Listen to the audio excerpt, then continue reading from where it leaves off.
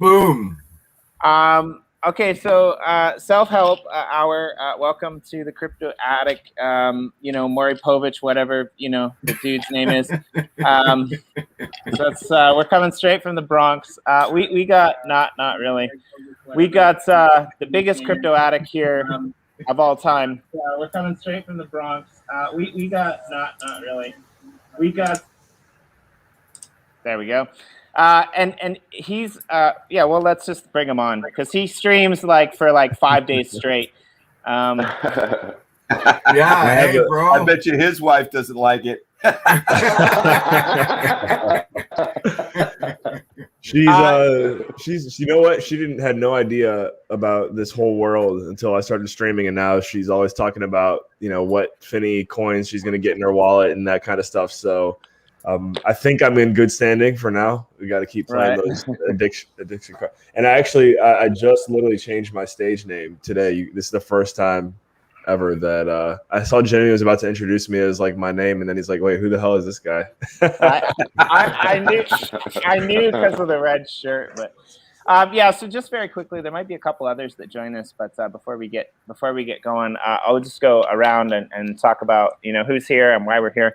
We had this idea that Sean Ballent, he might join us later, had this idea, and I had this idea independently of doing a show about Degens, and he wanted to do a show about crypto addicts, and it kind of all collided into here. So.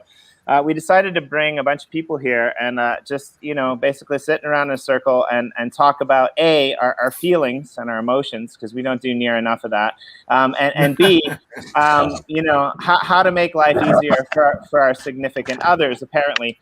Honestly, not a bad topic. Right? Oh man. So yeah, just to quickly introduce everyone, who for people who don't know, to the right of me is TC. He's a big part of our community.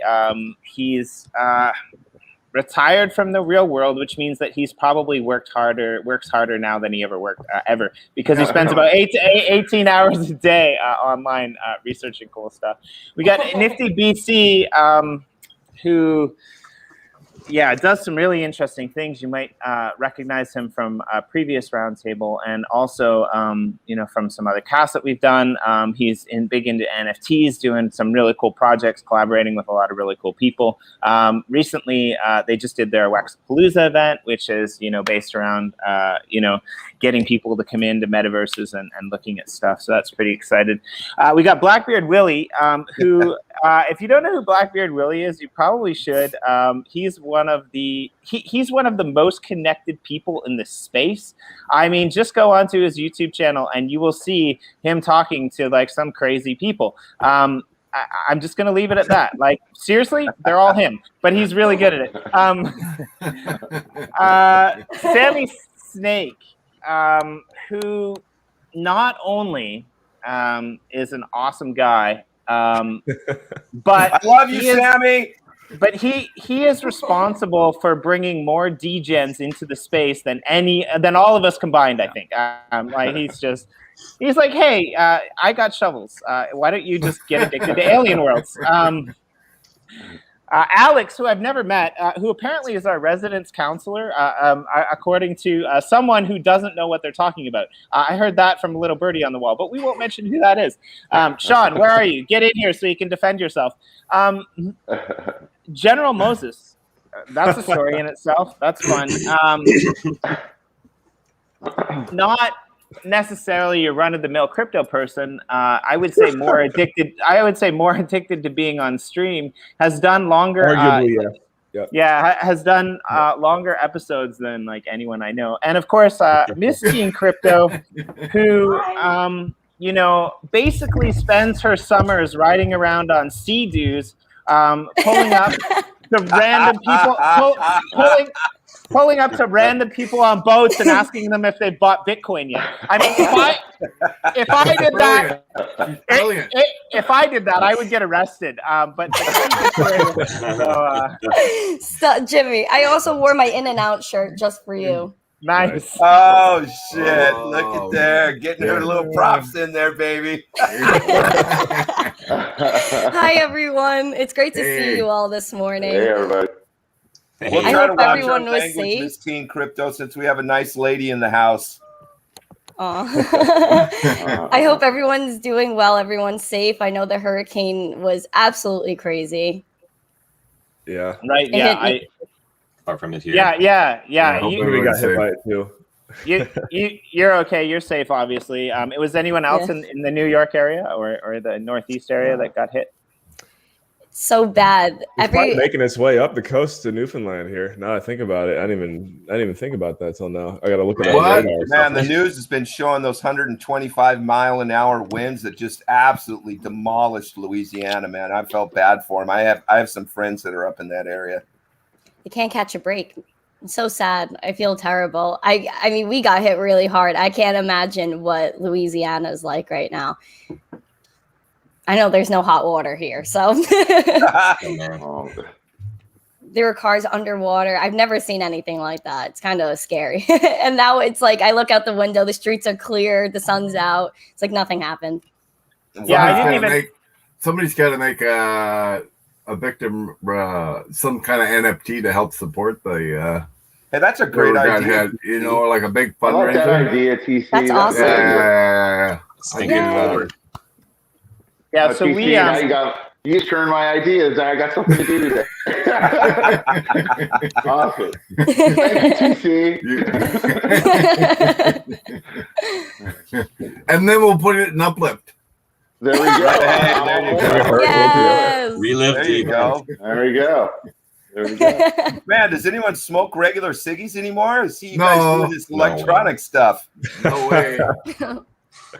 Everything's digital now. Yeah, everything. Everything's digital now. So I do shit, man. so I do a show with Sean once a week, or usually once a week. He's coined it now as the he's coined it now as a show that like sometimes happens when Jimmy gets his shit together. But we're always changing the times, and it's called To the Edge of Obscurity and Beyond. And it's quite funny because like every time we go to start it up, he's just like, I got to get my vape. Like you can't talk about NFTs without having a vape, right? And I just think it's hilarious. He also coined a phrase that I quite like, and he coined it with his wife back in the day, and he just said, "Crypto don't sleep, girl." And I think like that's pretty funny. Like if you're telling your family, right? Because like a lot of us, you know, we're on the phone. I've been on this stream with TC before, and like there's kids making noise in the background, and he's just like, I'm doing business over here, right? Like it is sometimes hard to convince people that this is serious business. I will agree with you on that. It is for sure. Oh, you got that Listen right, to me. man. This JPEG is serious. I need to talk about it. and like you said, like I legitimately get annoyed. It's like somebody like Nifty, for example, like he'll send me a mail. He's like, "Hey, dude, I really need to get these images so we can put them up in the Waxpalooza." And I'm like, "Oh man, okay, my daughter's eating. I'm done eating. My wife's eating. Okay, I'll pull up my phone. I'll answer him." And I'm getting yelled at, and I'm like, "I'm doing work." It's like, no, you're not. They don't see it, Jimmy. You gotta understand, man. You gotta understand, man. It's 24/7 in this crypto game. That's the only way I came up. And me coming up, is an example of a regular Joe, a guy who started out at roofing and doing construction and came up. Yeah. But, they don't even give a shit now how much money you make. They're like, we're tired of this shit. You guys need to wrap this up. We need some family time. And I go, well, yeah, I know, but this has to get done. It has to get done. Yeah. No, it doesn't. Yeah. Put the phone down and then I go and grab another phone because I got 4 phones. So it's like, Oh my god. it's terrible, man. Yeah, I mean, family to NFTs. What was that? You got to convert the family to NFTs. You got to put That's what I all know. over the place. I'm trying to get her to stop buying shoes and to buy NFTs. And I go, if she clicks the claim button and makes some money, it's going to be a disease just like I got. Well, there's some NFTs where you could probably buy the NFT and then the shoes come in the mail, right? Yeah. I'm sure we're getting to that stage, man. High-end fashion. high-end fashion's getting into NFTs soon, so watch out when Louis Vuitton, Michael Kors get in. You're gonna be in trouble, Sir Willie. MTC's ready. MTC's I'm ready. On I am ready. I've been waiting. I mean, I was in a clubhouse with Lindsay Lohan, Yusai, like a few months ago, and we were all talking about NFTs and whatnot. And Yusai, he's very famous. He's a very famous photographer. Works with, if you look on his Instagram, like everybody, Chrissy Teigen, Paris, everybody. And they were saying that high-end fashion is coming into NFTs. Like, I'm waiting for Gucci, Louis Vuitton, even though I'm not even going to be able to get that. But it's going to be fun to look at. It's going to be fun to witness. Yeah, I'm super excited. Like, you don't know how many times I've wanted to walk into like a Louis Vuitton or Gucci store and just set the place on fire. For once, I get to burn the shit. Burn everything. Jimmy's finally going to get the flex on it. No arson here. Right? No arson. Jimmy walk into Louis Vuitton with Digital no shirt arson. on. Who's that person that just walk into the upload? No, but actually, there is some context here. I for a very short time had a small fashion business where we made clothing out of recycled, reformed kimonos and fabrics and stuff like that, which is pretty cool. So my aside is I worked with someone who made really good clothing, and when I see things that are not as well made and way overpriced, I'm just like, I want the artists, and that goes for designers as well, to get their money, right? So I'm all for like these big companies bringing in.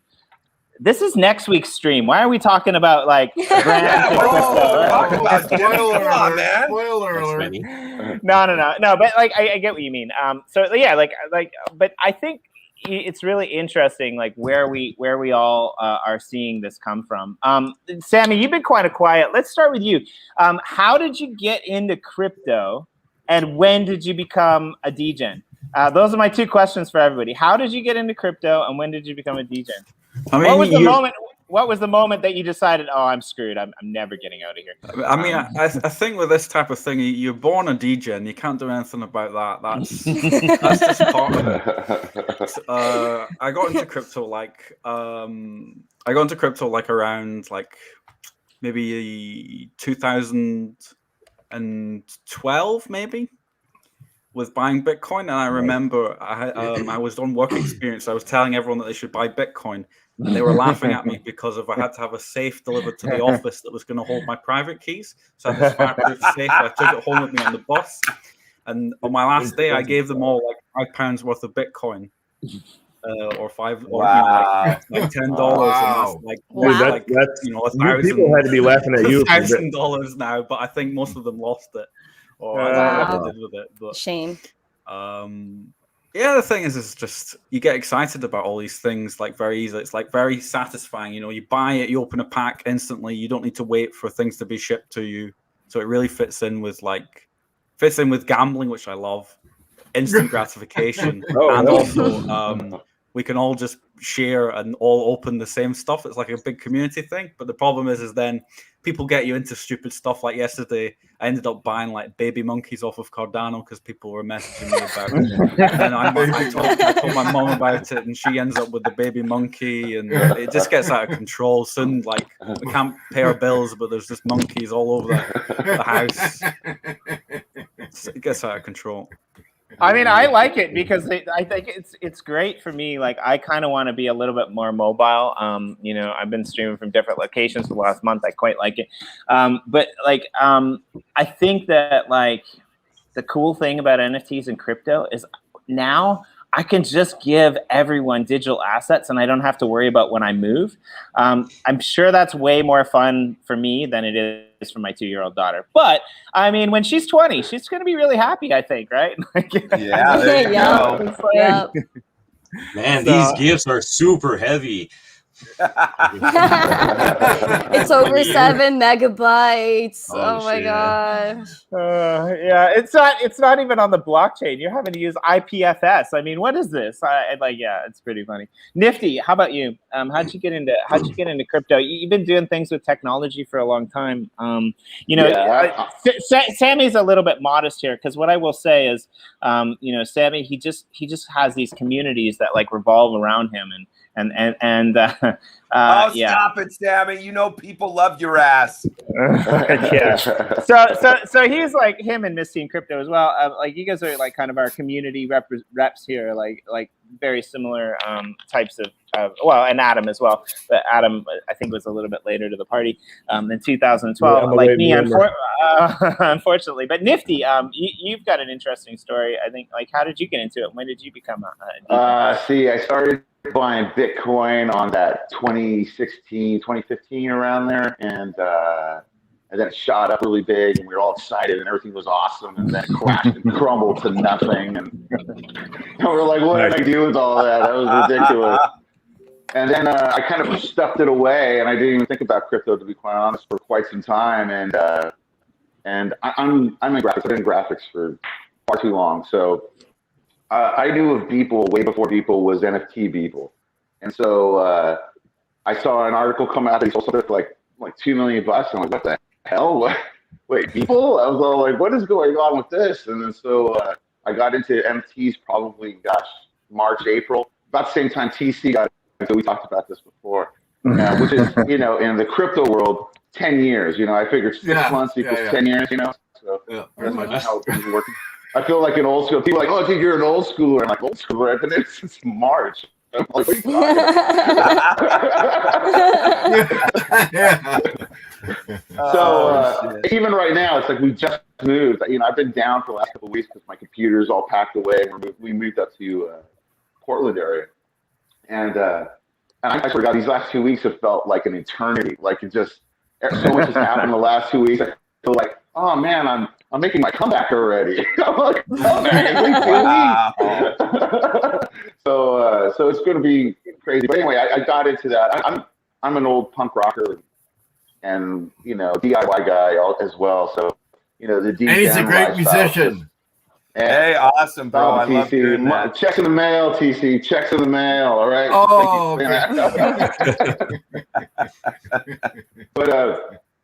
But yeah, that's how I got into it, and I started doing illustration. Actually, brought me back to illustration because I was doing more like graphic layout kind of stuff and video editing, and I was kind of stoked that it got me back into drawing. Like I was like, this is fun. I get to draw and kind of like figure out different things and find out how to make IPs. I was more concentrated on like how do I make an IP, an intellectual property that I could kind of build off of. And so I've been having fun with it, man. I think it's great. Just all these artists and everyone looking at these roundtables, they're just so cool to have. Everyone seems so positive towards it, and it seems to be growing so fast. So, that stuff. And, like Sammy said, it's like you're born with the degen side of everything. That just kind of comes there. Yep, that's for sure. Yeah.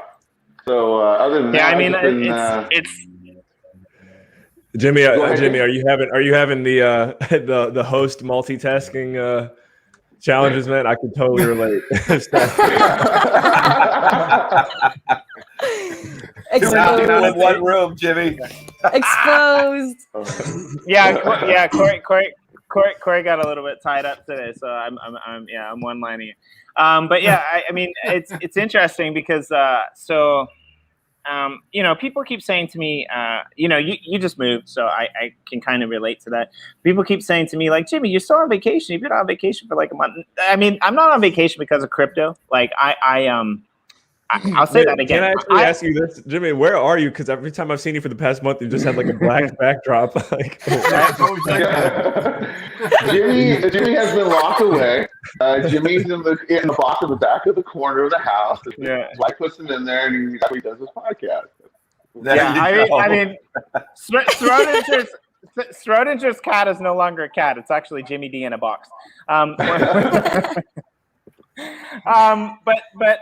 Yeah. So where I was going with that was, I teach. Somebody's got an echo. I teach university generally. Who's got the echo? I don't know. Somebody's got YouTube. Hello. Somebody's hello. Check, check. Hello. Hello? I don't think Okay. it's me. No, Hello? it's probably not. I think it's TC. Yep, totally TC. Okay. I feel like it's Hollywood Squares and they muted him. we totally muted him. Oh man, we should play that. So yeah, so where I was coming from was so yeah, I'm a university professor, believe it or not. This crazy degen, and I always get a couple months in the summer off, and I always travel. It wasn't TC. I always travel. Blackbeard Willie, you're next. Yeah. Screw it, you're all getting muted. Damn it.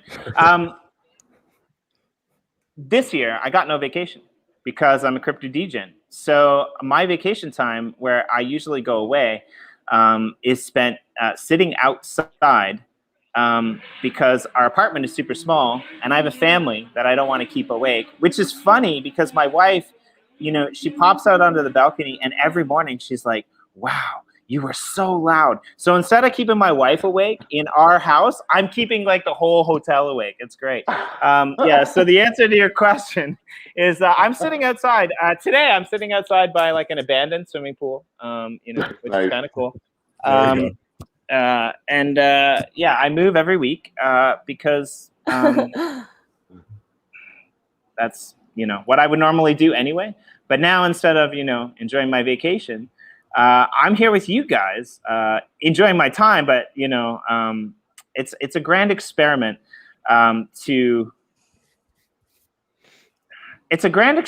work doing something that you love and not be able to get away from it, but at the same time not really want to, in a way, but then having to force yourself to get away from it. It's a little bit rough. So Blackbeard Willie, seriously, when I met you, you blew my mind. Well, everyone here did in a way, but you've got this polarization of genius and fun that I rarely see out there in the world. And you're just like one of the most interesting, coolest people that I've ever had the pleasure of working with. You know. Thanks, Jimmy. And so, yeah, the question goes to you, because I think there's kind of two types of people here. There's people who kind of were early adopters and made a name for themselves in crypto, and then there were people who like made a name for themselves first and then, you know, got into crypto because they saw the potential. And I would say you probably fall into the second category there, Blackbeard Willie.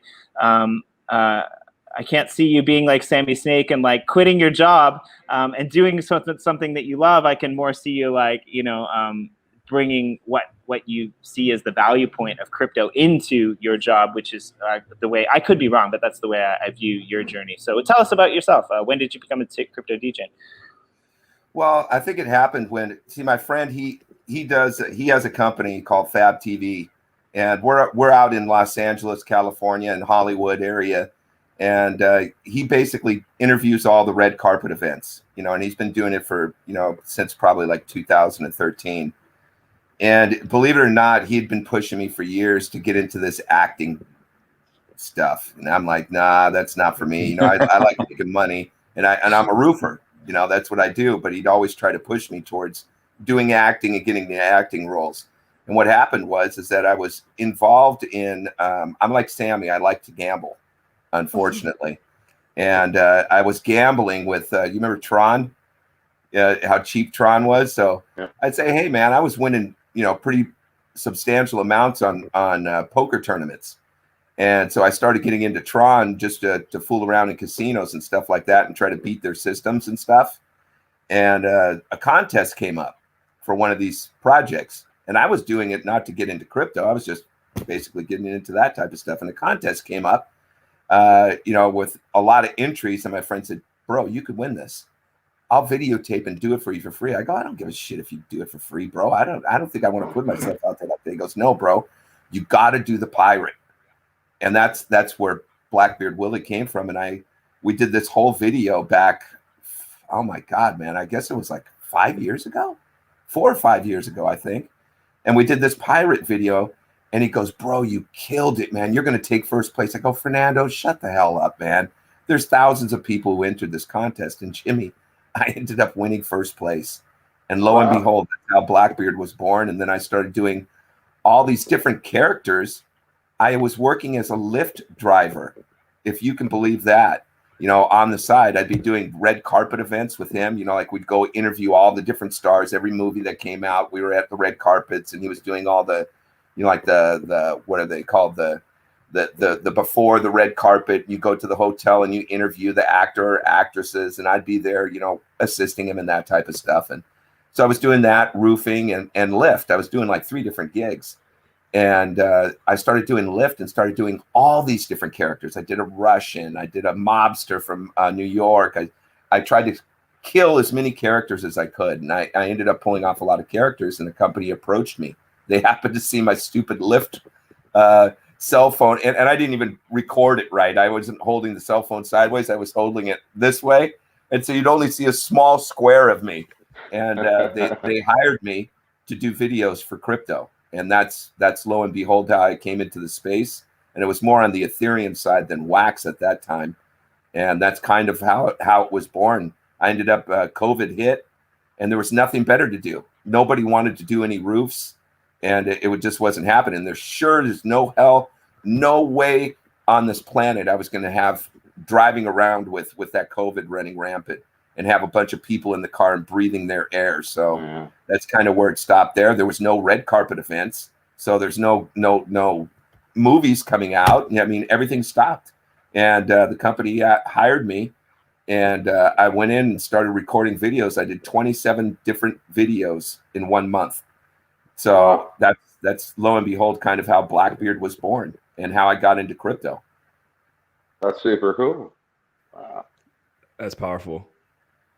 Yeah, and I didn't even realize that I didn't even realize that you were you the first few times I met you. Like I was just like, who is this crazy fucker? Like he's like absolutely insane. And then like I realized that these were all like characters that you had like created, and I was in love with it. It was great.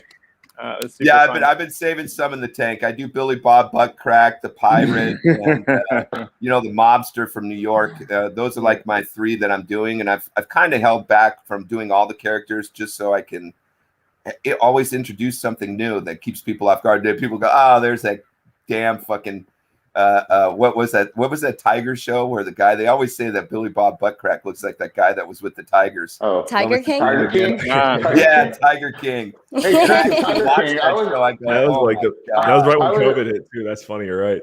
Oh my I'm gosh, walking in the store the other day. I was walking to the store the other day, and I hear I Love Tiger, the song comes up on the radio inside the supermarket. I'm all like, what the hell is going on with this?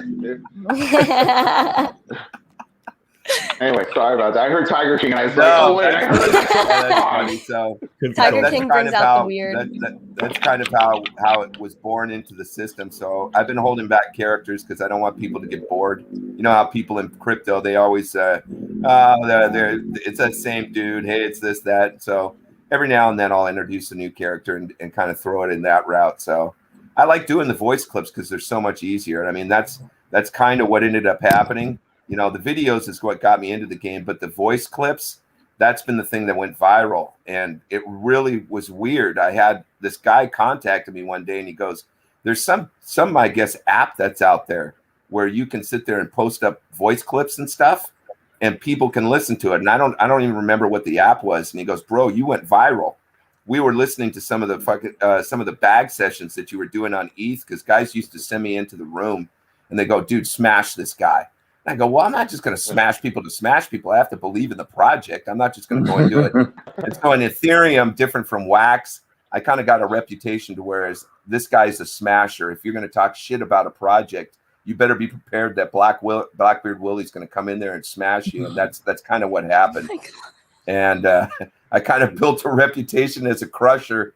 And the voice clips, they took them and started naming them. Oh, this is the pizza one.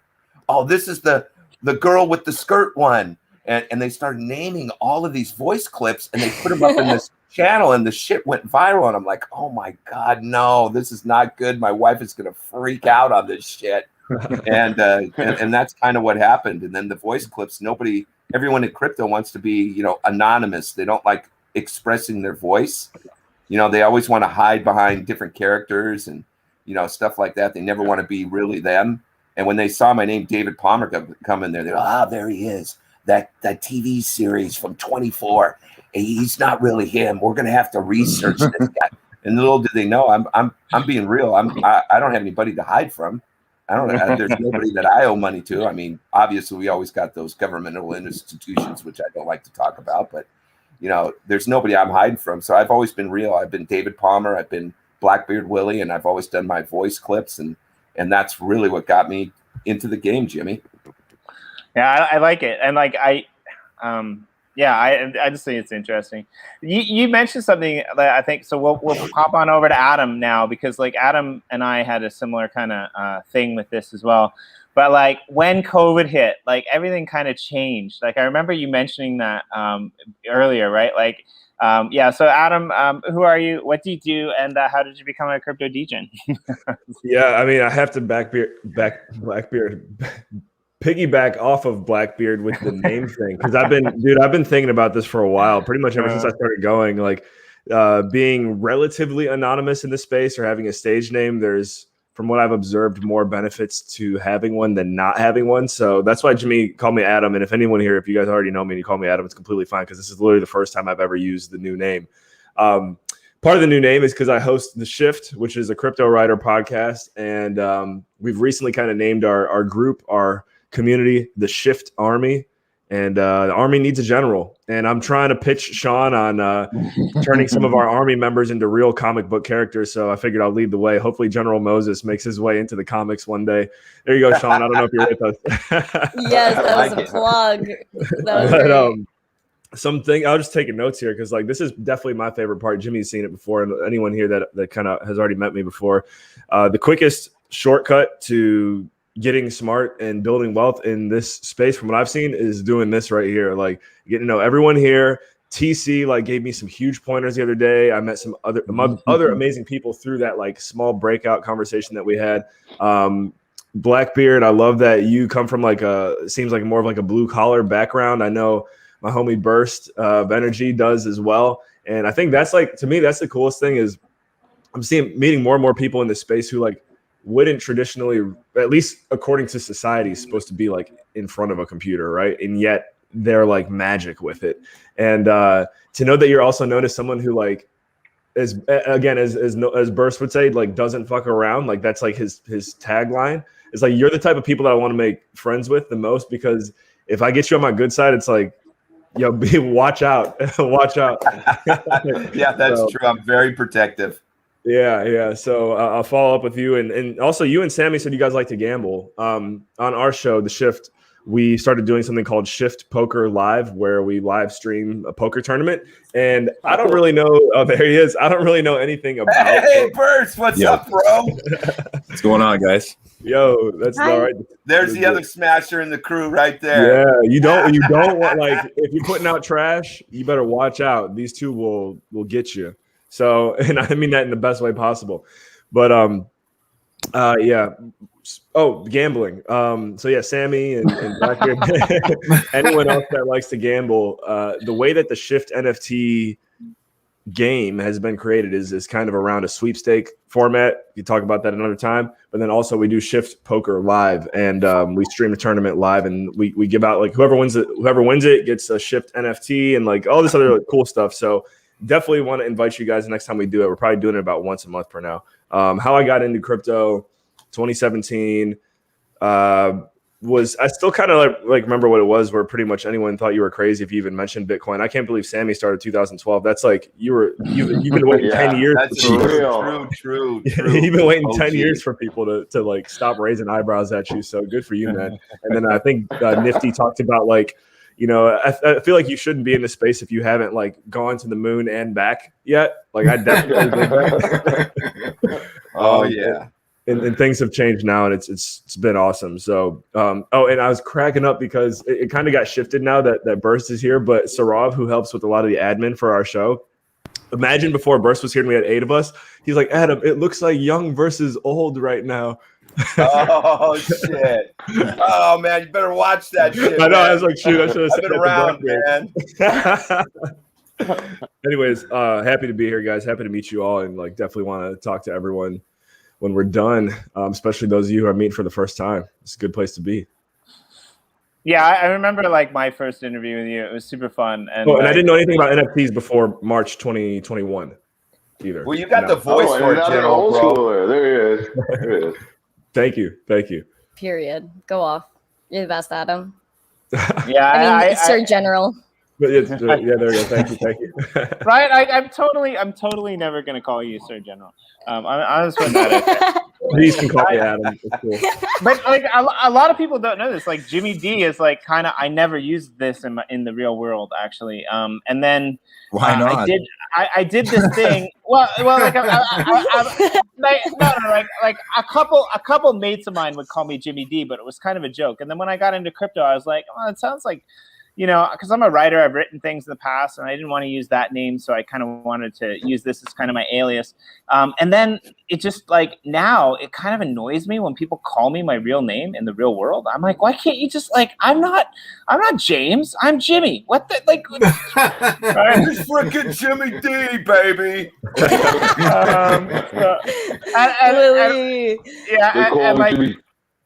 Right, and it was funny because like we for the Eden on EOS we had to use our real name, and I was just like, this is dumb. Nobody's gonna know who I am. But anyway, yeah, I mean, so I guess Misty and Crypto, let's hit you up next because like Adam said, young versus old. I mean, you're the youngest of us all, and in one way, and in another way, you're like the oldest of us all. And I like my favorite story in all of crypto actually comes from you. And it was the first time that we met, and you told me that like the day that you like the day that put a smile on your face was the day that all the teachers had been telling you can't be a Bitcoin, it's a scam, to like, hey, how do I get some Bitcoin? It's like, I just love that. So who are you? How did you get started? And when did you become a degen? I can't. You guys are so funny.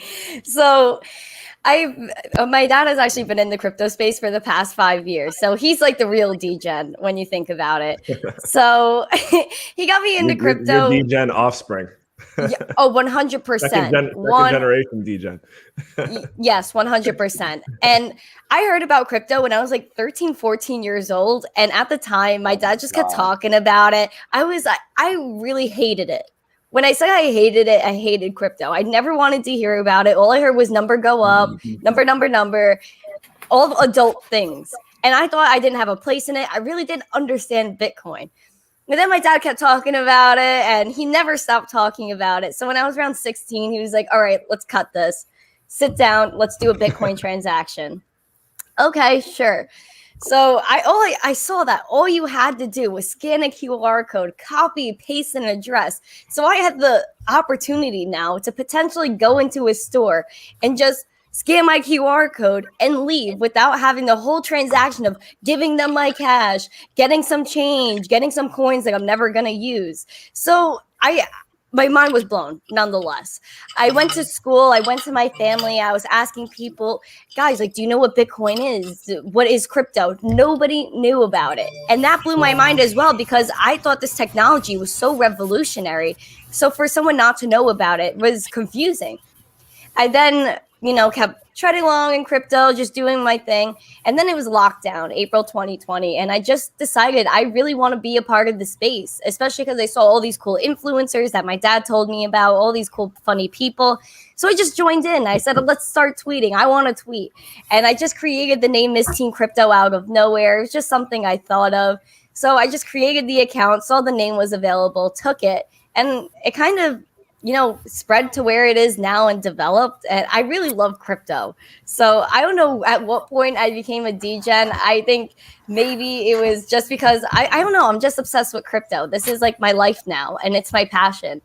And I saw that, other people wanted to learn about it. So my mission now is to spread crypto adoption to Gen Z, educate the masses. My goal is to be on CNBC or channels like that, do in-person workshops, which I've already done, and I'm gonna do You're on again in CNBC November. and talk shit on the IRS. That'd be good. Yeah, Oh my gosh. you were just recently on like what was it? Morning Today or something like that. I can't remember.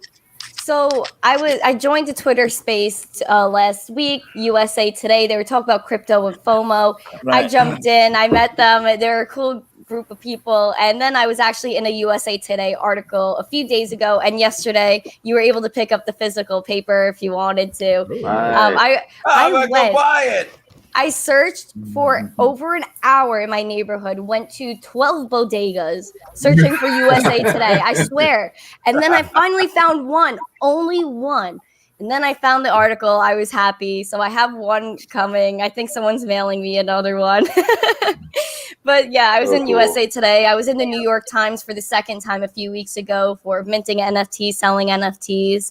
I've been in Business Insider as well. A lot of like really cool people I've talked to so far, and I'm just happy to be here. To be honest, I'm just loving crypto, loving the space. You're in an interesting predicament because like I think if TC could rewind the age clock, he would love to be in your shoes, right? Because for sure. Like, he's kind of got like a second coming now, right? Like He's born again. We've got, right. He's a born again crypto degen.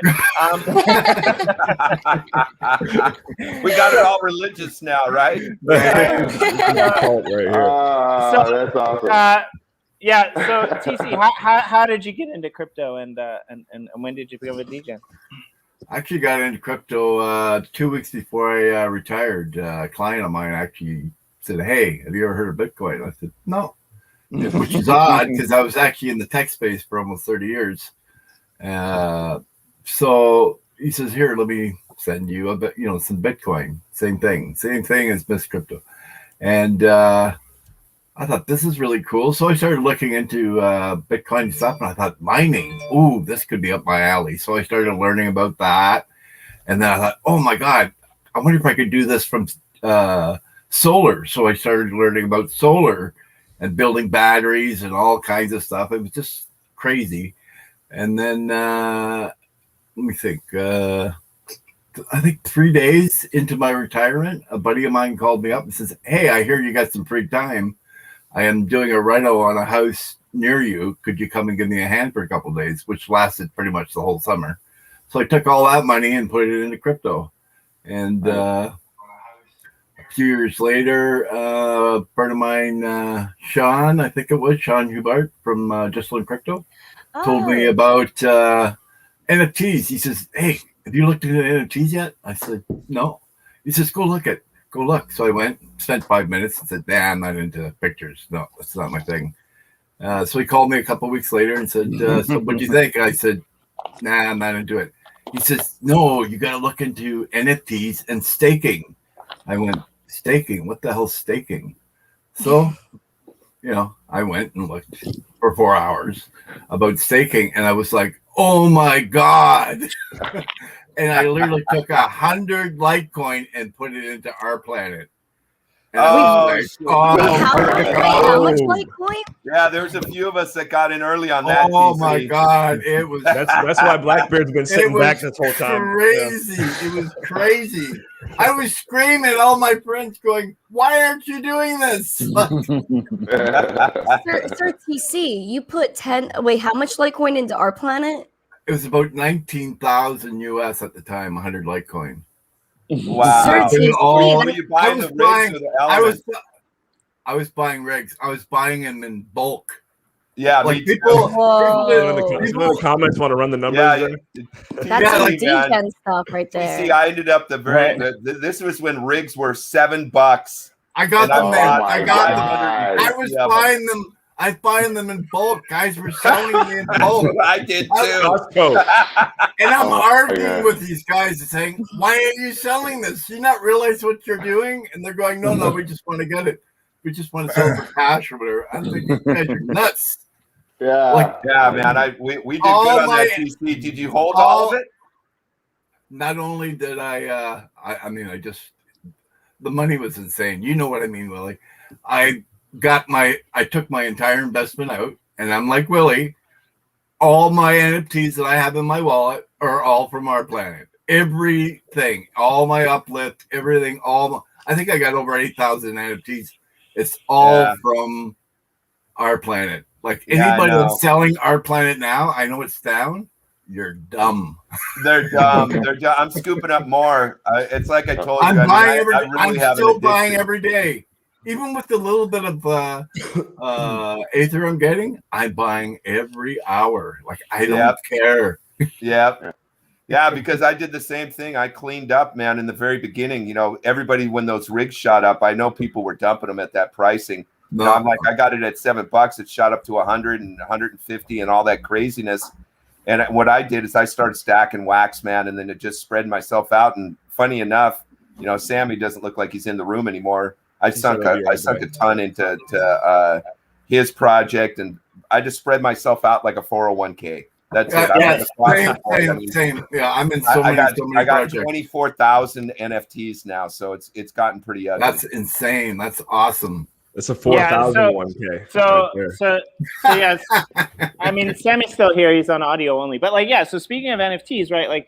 I mean, I didn't. The first time I met Burst as well, like I didn't know that much about you.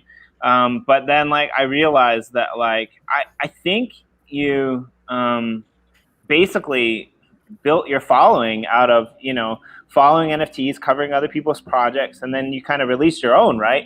And so like, I think that's how it worked, but maybe I'm completely wrong. Like, when did you first find crypto? And when you found it, was it like TC? Was it like basically NFTs that got you into the game? Because that's what you primarily focus on now, or was it something else? Well, it's interesting. I grew up in a very poor family. Like my mom, she's Aboriginal.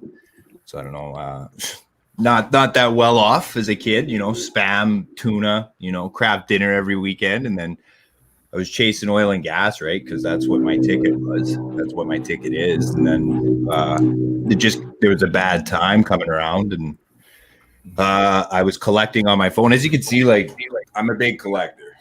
Like I've got lots of stuff. So just a big collector, games, toys, stuff like that. No, I'm not so much toys anymore. I just got the Smash Bros ones and pins and stuff. But anyways, nice. I was just collecting on the phone, the Marvel whatever. They weren't attached to crypto or anything. And then the COVID hit, and I got that email about GPK and sent it over to my buddy who does Bitcoin. And at first he's like, this looks like crap. This looks like crap. Like, all right, whatever, man. Like, cool. And then he calls me like the day of launch, but he calls me like 4 hours after launch. So all the big packs are gone. And he goes, hey, did you buy any packs? I'm like, no, man, you said it's garbage. Like, you said it's garbage. He's like, well, I actually went and bought 8, and they're popping off. They're about 4 times each now. I'm like, holy shit. Oh, my gosh. So I jump on. There was like 400 little packs left, so I got like 5, and it just started there. And I brought like as many of my friends in as I could, and not a lot of us have, you know, crypto experience. And like Willie said, spread yourself out. That's kind of what I've been doing as well. Like I'm pretty spread out, and you know, not every project's going to win in the space. Don't let Burst fool you. He's got a shitload of NFTs. I know you, Burst. I think I got about 45,000 on the wax chain. Yeah. That's awesome. See? Maybe. I'd have to see what I got on our planet. So it's awesome because like I'm on the top on the boards on Wax Arena, but I haven't even pulled any of my shit out of our planet. I remember exactly both, right? So I'm like, I don't want to pull all my shit out like a lot of the guys are, which is fair, which is totally fair. They call it PP over there. It's a PP measuring contest. Yeah. It's kind of what crypto is in general. But yeah, like TC said, my buddy's dad, we got him in. Like a lot of the Atomic Kings are family friends and like people I grew up with or their family. And we got our buddy's dad in the night before TLM flipped over on Binance. And his dad, I think, spent 575,000 USD that night. Wow. Wow. That's a lot of money. I'm just going, holy fuck. Like watching him like, holy shit, look, he's buying another one. And then like 20 minutes like, oh shit, he went and grabbed another piece of land. And I think I flipped a couple pieces that day as well. But yeah, it's wild. And like, there's the wax news today. Apparently there's some big wax news. It's slowly climbing right now. So we'll see what they have to say. So keep your ear to the chats. I guess that's in the wax trade talk. They're talking about some stuff coming up. Yeah, some things are going to be happening, you guys. You know, I'm not going to. I can't because I signed an NDA. I signed an NDA with this company, but there's some serious tech that's getting brought to the blockchain, and I can't talk about it a lot. But that's the thing that's great about the wax space. You know, I've been in ETH all my life. You know, that's where we started at. And once we got introduced to wax, and I'm not going to say I was a genius on discovering it. It was a buddy of mine that said, "Hey, you know, that was on our team for bad days." And he said, "Hey, man, you got to come over and check out wax, man. You know, you got to check out wax." And I'm like, "Man, I don't want to be dealing with pennies. I'm on Ethereum and Bitcoin and that type of stuff. I don't think it's going to be good." And then he got me into it, and it was sad to say that when they launched Godzilla, I went way overboard, but you know, I believe it. Yeah, I know it's crazy the amount that I bought of that stuff. But you know, I'm happy with anything in the space. But the thing that a lot of people don't realize is that the tech is coming, and I'm telling you this platform because what happened is that a lot of these coders and devs and stuff, they think they've got a lockdown on the tech side of it, and they don't realize that the real people that know how to do tech and stuff and coding are now starting to come into this space. And this space is going to get, you know, forward fasted very quickly because I had, and it just happened through fucking osmosis. I met this guy that's a coder, and I'm not going to tell you who he works for, but it's let's just say it's governmental. Okay, shit's trademarked, man. They don't want to let it out. It's like you can't say anything, but you know, but his coding skills are absolutely through the roof. I had coders that were working for our company that they had, you know, they were four months into coding, and this guy did the same amount of work in one day that they did in 4 months, and absolutely just smoked them. And it's like, man, you know, I give people props, bro. You know, if you can come in and you can smoke somebody and take out their spot, I got to give them props. I still love you. I'm still, you know, you're still a part of the team, but I got to have real people that can do the shit. Totally. And so the tech that's coming into the space is going to be really incredible that this one company's bringing. And when you guys see it, you're going to be like, wow. And it's nothing against Atomic Hub. I love Atomic Hub, and I love what they've done and everything that they're doing, but they're going to have some serious competition. Yeah, fuck yeah. Nefty Blocks alone, man. Nefty Blocks is sure. Yes. Hard, man. Hard. I'm looking at Nefty. I know that's the funny part of it is that it's funny you brought that up, Nifty, because that's really where this guy came from. And remember, I wasn't saying I was going to say anything, but that was it. Our pack opening thing wasn't around. Pack opening and shit, animation and stuff like that wasn't around for the regular Joe. This is before Nefty. Guys were working 4 or 5 months for my team to try to build us a pack opening animation and a pack thing that's like Nefty. This guy came in and did it in an hour and a half. Yeah, it was Fred fucking Flintstone style, but I didn't get that's it right there. It worked. It works, bro. It works, and it just blew my mind, bro, that I had guys that were working on this shit for 4 months because, you know, nothing against Atomic. They want to make money, and I understand that. And they were going after the bigger projects and telling them, yeah, we'll provide you pack opening and animation and all that stuff, and it's X amount of dollars. I didn't want to pay that. I said, if I'm going to pay that money, I'm going to have somebody make an app for me or someone that's going to make something for me that we can use forever if I'm going to pay that kind of money. And that's what we did. But that guy came in, he said, and he did it for us for free. In an hour and a half, he had a Fred Flintstone. Someone playing Nova Rally right now? I know. So, yeah, whose background noise is that? I know it's your ass. I'm like in driving around. I'm like, what's going on? We got a race going on. Not a noise. Yeah, I think that's a big part of the wax situation is that, you know, there's a lot of new tech that's getting implemented into the space. And then also you've got the situation of people that use their brain. And I've always said this, I go, it's not how many tools you have or how much tech you have. It's how you utilize it. You know, I saw that thing I saw the thing that the Yoshi Drops did with the little burn thing on Sebastian, you know, with the stuff that was happening. And he had the history, the spliffy, these 3D animated characters that the whole only goal was to burn them. That was the whole goal. And people probably thought, oh, that's a dumb idea. Dude, he's already almost burned 100,000 NFTs. Now, what does that mean? 250,000. He's up to 250,000, I thought. went way up. Yeah, no, he's got. They're almost ready to crack 100,000 on some of those spliffies that he's got that are in there. But it just shows that someone took an idea, implemented it, did something different, and now it happens. And that's really what it's all about, is that people will use the tools, that they have and be able to implement it. I like I told you guys, I came from construction.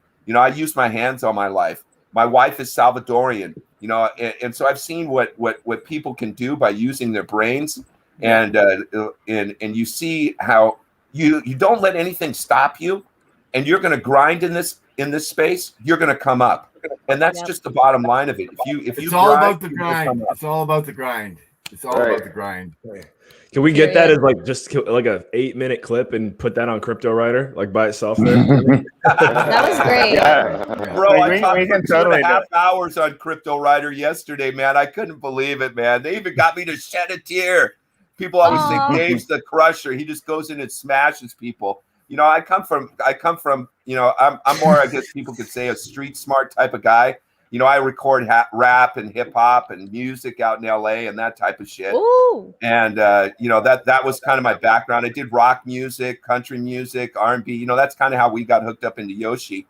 And I recorded for many, many years. So all of my friends were from kind of from the street and construction. I built a lot of relationships with guys that work with their hands. And we don't have the most flowery conversation like Sammy does. Sammy's always got a way with words. He always makes everything sound beautiful. And same with you, Miss Teen Crypto. I can hear you talking, and General Moses. You guys are on that map of being able to communicate with people and use large flowery words. And I'm more like, a little bit maybe more from the street. People always say that's not a good image to have when you're on a project. But I don't really give a shit. I've been from the street, and that's it.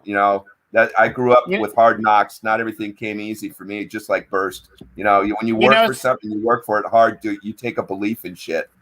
Yeah. Sir Jimmy. And I want to buy my mom a house. Wax is gonna do that for me. I mean, Wax is gonna fucking do that for me. So if you don't know a little bit about what it's like, where you don't know you're gonna make money tomorrow, I think you're in a good position to be successful if you at least know what that feels like a little bit. Yeah. You just gotta have faith. Sammy's sitting up there, all innocent looking. I will tell you that there's some real tough guys and girls in this room, but the only person that ever almost got our YouTube channel shut down was Sammy, because of the theme song. Sammy, what are you doing, Sammy? Hey, Sammy's good fucking shit. Was that because of the song? No, because of the song.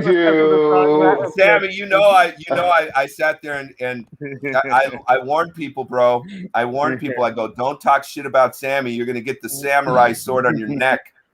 And it's just because I don't like people going in there. You have enough you deal with on your project, Nova Rally, bro.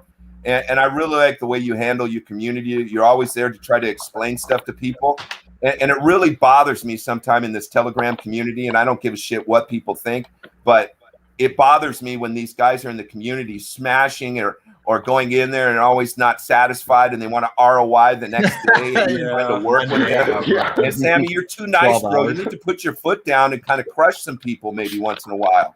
No, but the thing is it's like we do like to have a little bit of complainers, project creators, love the face out that people hate on you, right? But I think what we don't do, we spend time talking about that. What I've learned now is don't spend time talking about that anymore. All I'm going to do is I'm going to spend time talking about the people that tune in to my stream every single day. There's people that do not miss a stream wherever they are. They tune into the stream. They send support on your worst day, your absolute worst day when things are all toppling down on top of you. You get people message you. They sense it. They sense that things are not going well. They offer their support. Honestly, we have the best people on Wax. Like the number of times when you're just sat at your computer and you're just like, do you know what? A day can just get to fuck. And people are messaging you and they always cheer me up. And I always end a stream. I stream every single day, right? Even with all this stuff going on with Nova, I stream every single day. And sometimes you just after a stream you just feel so much better. I've forgotten about all of the stuff Maybe they're Good. wrong. It's just the people. We have the best Yeah, it's people. all about the people. It's all about the community. Yep. Yay, The number of Sammy! That's what it's all about. So speaking about people, we got one more person yet to introduce. We left him for last because he's kind of new to the space, and I wanted to give him a chance to introduce himself, and I didn't want to ask him when he became a degen. I wanted to ask if this actual episode, steered him towards being a degen or away from it. He is now. He is now. Run! Get out now! Alex, if you wouldn't mind introducing yourself. I'm going to remove myself from the screen, but I'm still here. But yeah, just introduce yourself and then carry on as you were. I'll be back soon. Bye, Hey, Jimmy. guys. Hey, All right. I'm actually from Hey, Ottawa, so, Canada, so half French, Oh, half English. hey, You might neighbor. detect that, right? Hey, neighbor. Woohoo! Hey, man. Hi, friend. Right on. Hello? Nice seeing all of Blackbeard, you. are you from Canada too? No, I wish I was from Canada. Sometimes out here in LA, I live kind of close to Hollywood. Okay. I'm actually in a Interesting. city called Van Nuys. It's all Latino around me, so Oh, I'm yeah. like the only white guy that walks around my neighborhood. I just Montreal left is LA. like you being Hollywood. Dude, I just My, left LA, man. I can't believe I didn't meet you while I was out there, man. I Oh just man, moved if from you'd have LA. came out, bro, it would have been cool. I got this spot that's Oh, right cool, down yeah. the street from here. It's called Street Tacos. Bro, the best Yeah. fucking carne asada tacos you've ever had in your Oh, my fucking God. life. I'm telling you, bro. I Heck could have yeah. Plug. Yep. My, Go check out my Las Stray day Tacos, job man. is based out of LA, Blackbeard. I'll send you our website. But sorry, Alex, you were going there. Yeah, go off, Alex. Go out. Sorry. All good, all good. Well, I guess I learned the term degen right now of what it might be if I get the right idea. I've been working on my project since March and like nonstop, freaking all the time I can, and working full time. Kids, wife. She didn't agree at first. And at first I was looking for an idea. It took me months. And then I finally found an idea and I just got into it. And, sleeping 3 hours a night, sleeping in this chair like that and just waking up. So I guess since March, even in July, I went out. I went to mow the lawn and I told one of my neighbors, it's not winter anymore. And he looked at me like, holy shit, it's July. It's not winter anymore. But I was like still stuck since March. So time flies and you got to make up time for it, huh?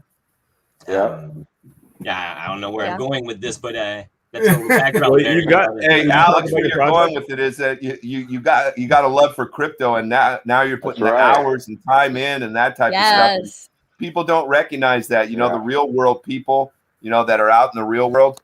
A lot of people don't realize, how much time actually goes into making shit happen. And I think that's a big part of it. But the normal people, they always talk shit about it. Oh, you're wasting all this time with that digital stuff that's going to go nowhere. I go, dude, take your $100 bill, go to the bank and ask them for a chunk of gold for that. Let's see if they give you the gold that it's backed on. And so 100%. Anybody that talks smack, I'm kind of from that angle of it. But Alex, now you're seeing doing stuff for a project, getting involved with that type of stuff. This world is going to digital currency, whether they like it or not.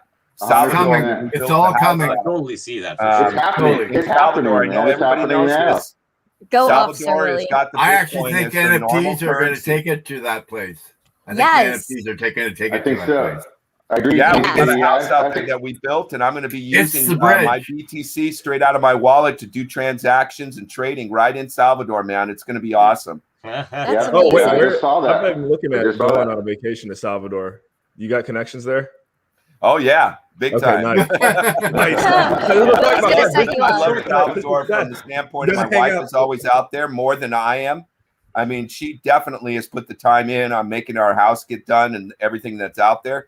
But there's, people have this misconception of how things are, saying, oh, well, it's a third world country or anything like that, man. They just don't understand stuff. They don't understand that every world has their own problems. Every country has their own issues. I mean, in LA, don't think it's all, shiny and, oh, it's beautiful. Go down to Hollywood and try to hang out after 8 o'clock at night and see if you don't have some situations arise. I mean, It's not all, you know, glitz and glamour. It's location where you go to. There's beautiful places in Salvador. My wife has shown me. Yep. I've been there a couple of times. And I know for a fact on a lot of the YouTubers that are out there that start to do these vacations and stuff, there's a lot of beautiful things to do and a lot of beautiful beaches, and the pricing is right. So this Bitcoin stuff going there, I think it's going to start a mass adoption to a lot of these countries starting to put Bitcoin into the mix as their actual currency for their country.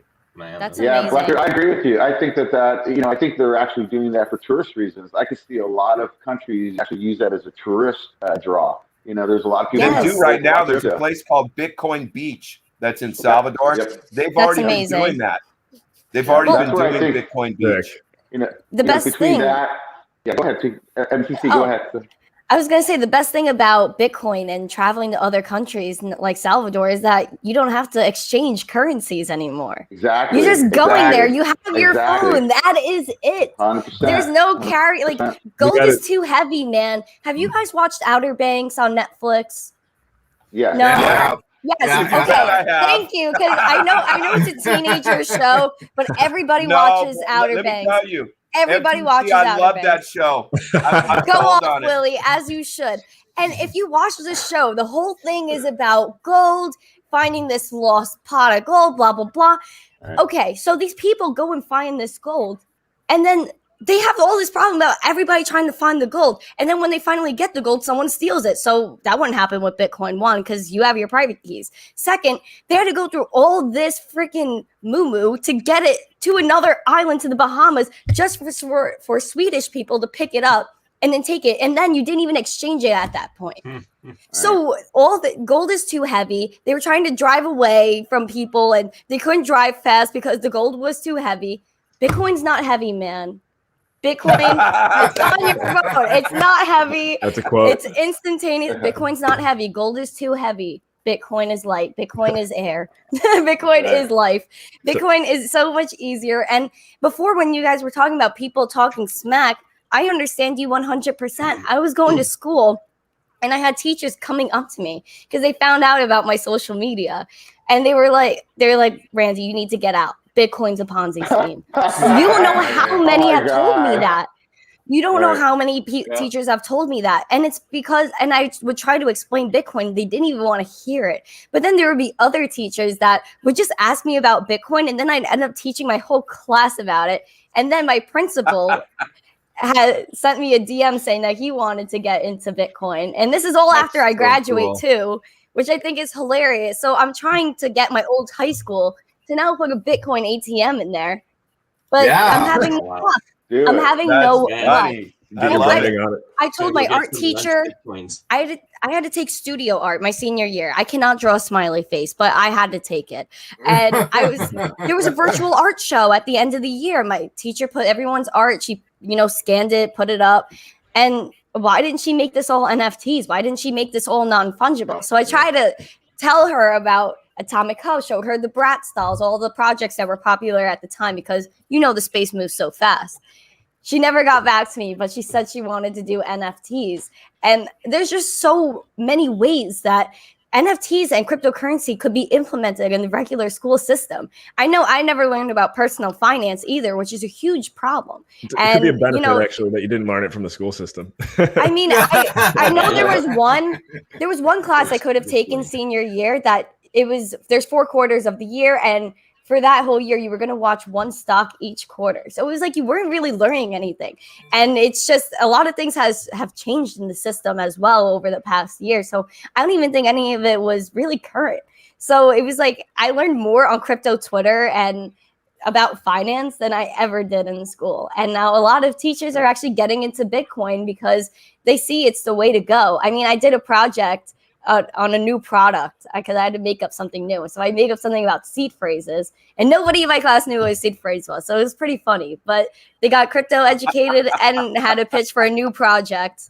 Give them some money to spend on their summer vacation. I did. Nice. I gave people Bitcoin in my school. I used to go around my school begging people, can I give you $10 of Bitcoin? Can I give you Bitcoin? Can I give you money? Everybody said no, except for 2 kids. Everybody said no. I gave one, and a third kid I gave Bitcoin to last summer, Bitcoin was around like 10K, maybe not even yet. And I gave this kid $10 of Bitcoin. He gambled it away that weekend.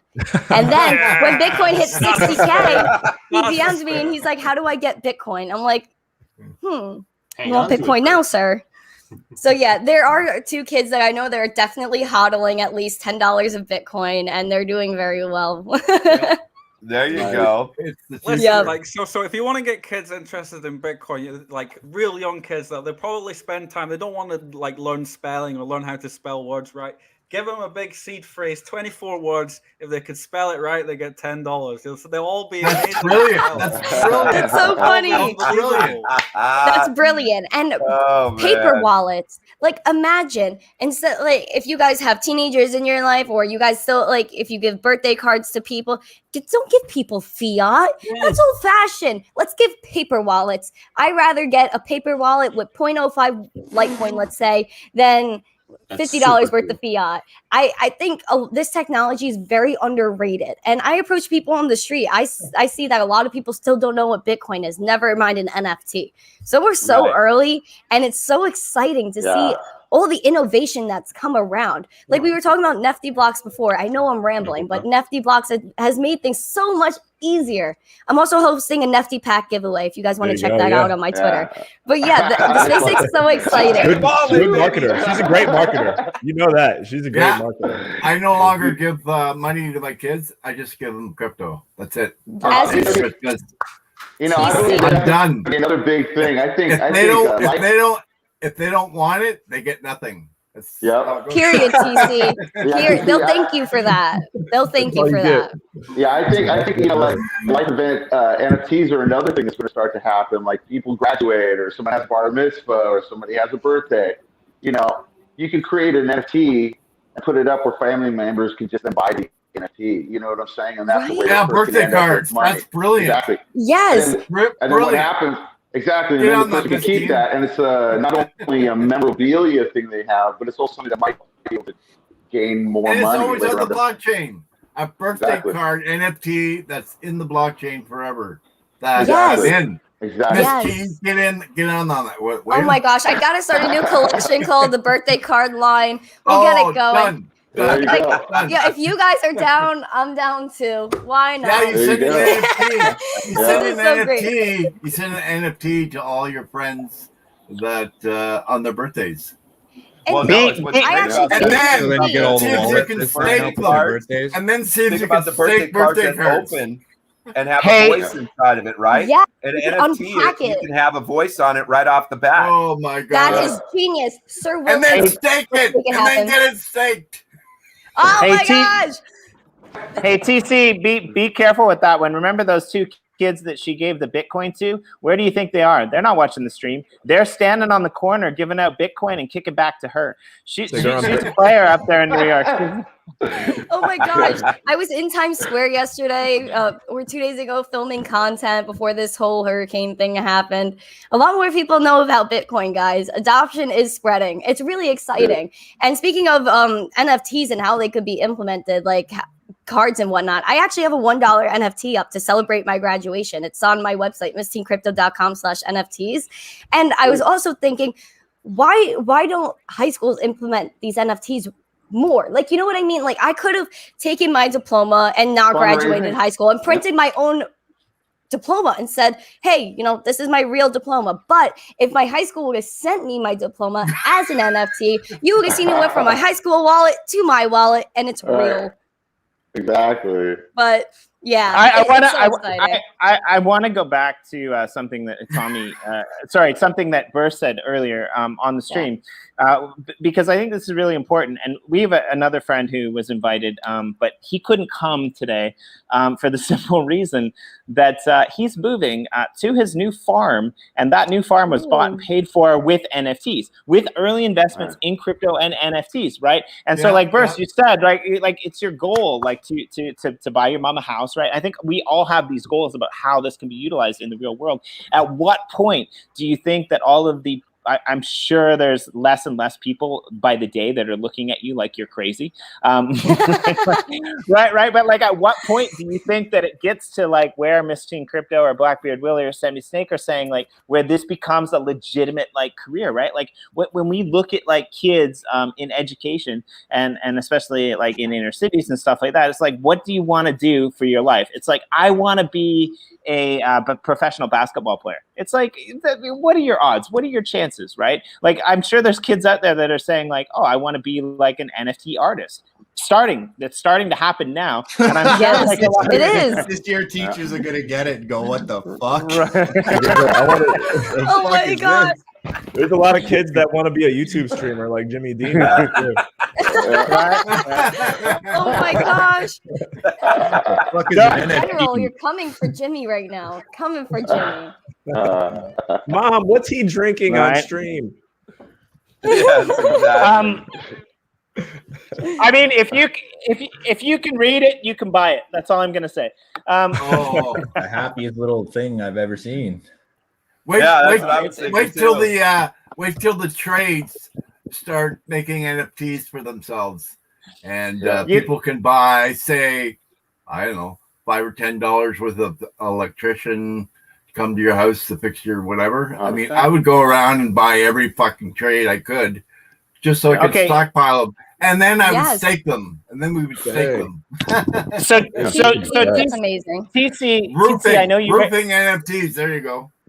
TC, I know you were there last night, but we had a really interesting conversation with Nino and his partner from Corporate Comics last night, and this is really interesting. What they're doing is super interesting. They kind of came from the world where they designed a robot basically to wash windows, which is really smart. And now what they're doing. Nifty, you would love them too. I want to put you on a stream with them because they're doing some really cool AR type of stuff. And the idea is they're actually looking at metaverses from a backwards perspective. When most people look at metaverses, they look at metaverses, creating the metaverse, and then like trying to get the capacity of the avatars to catch up with it. What they're looking at is they're looking at avatars as a business. They're looking at the ability to take these avatars and create these learning machines. And you just reminded me of that. Imagine if you had an avatar, or Burst had an avatar, or like, Sammy Snake had an avatar of himself that learned what NFTs you wanted to buy and would put those orders in for you, right? Like, I'm in. Sign me up.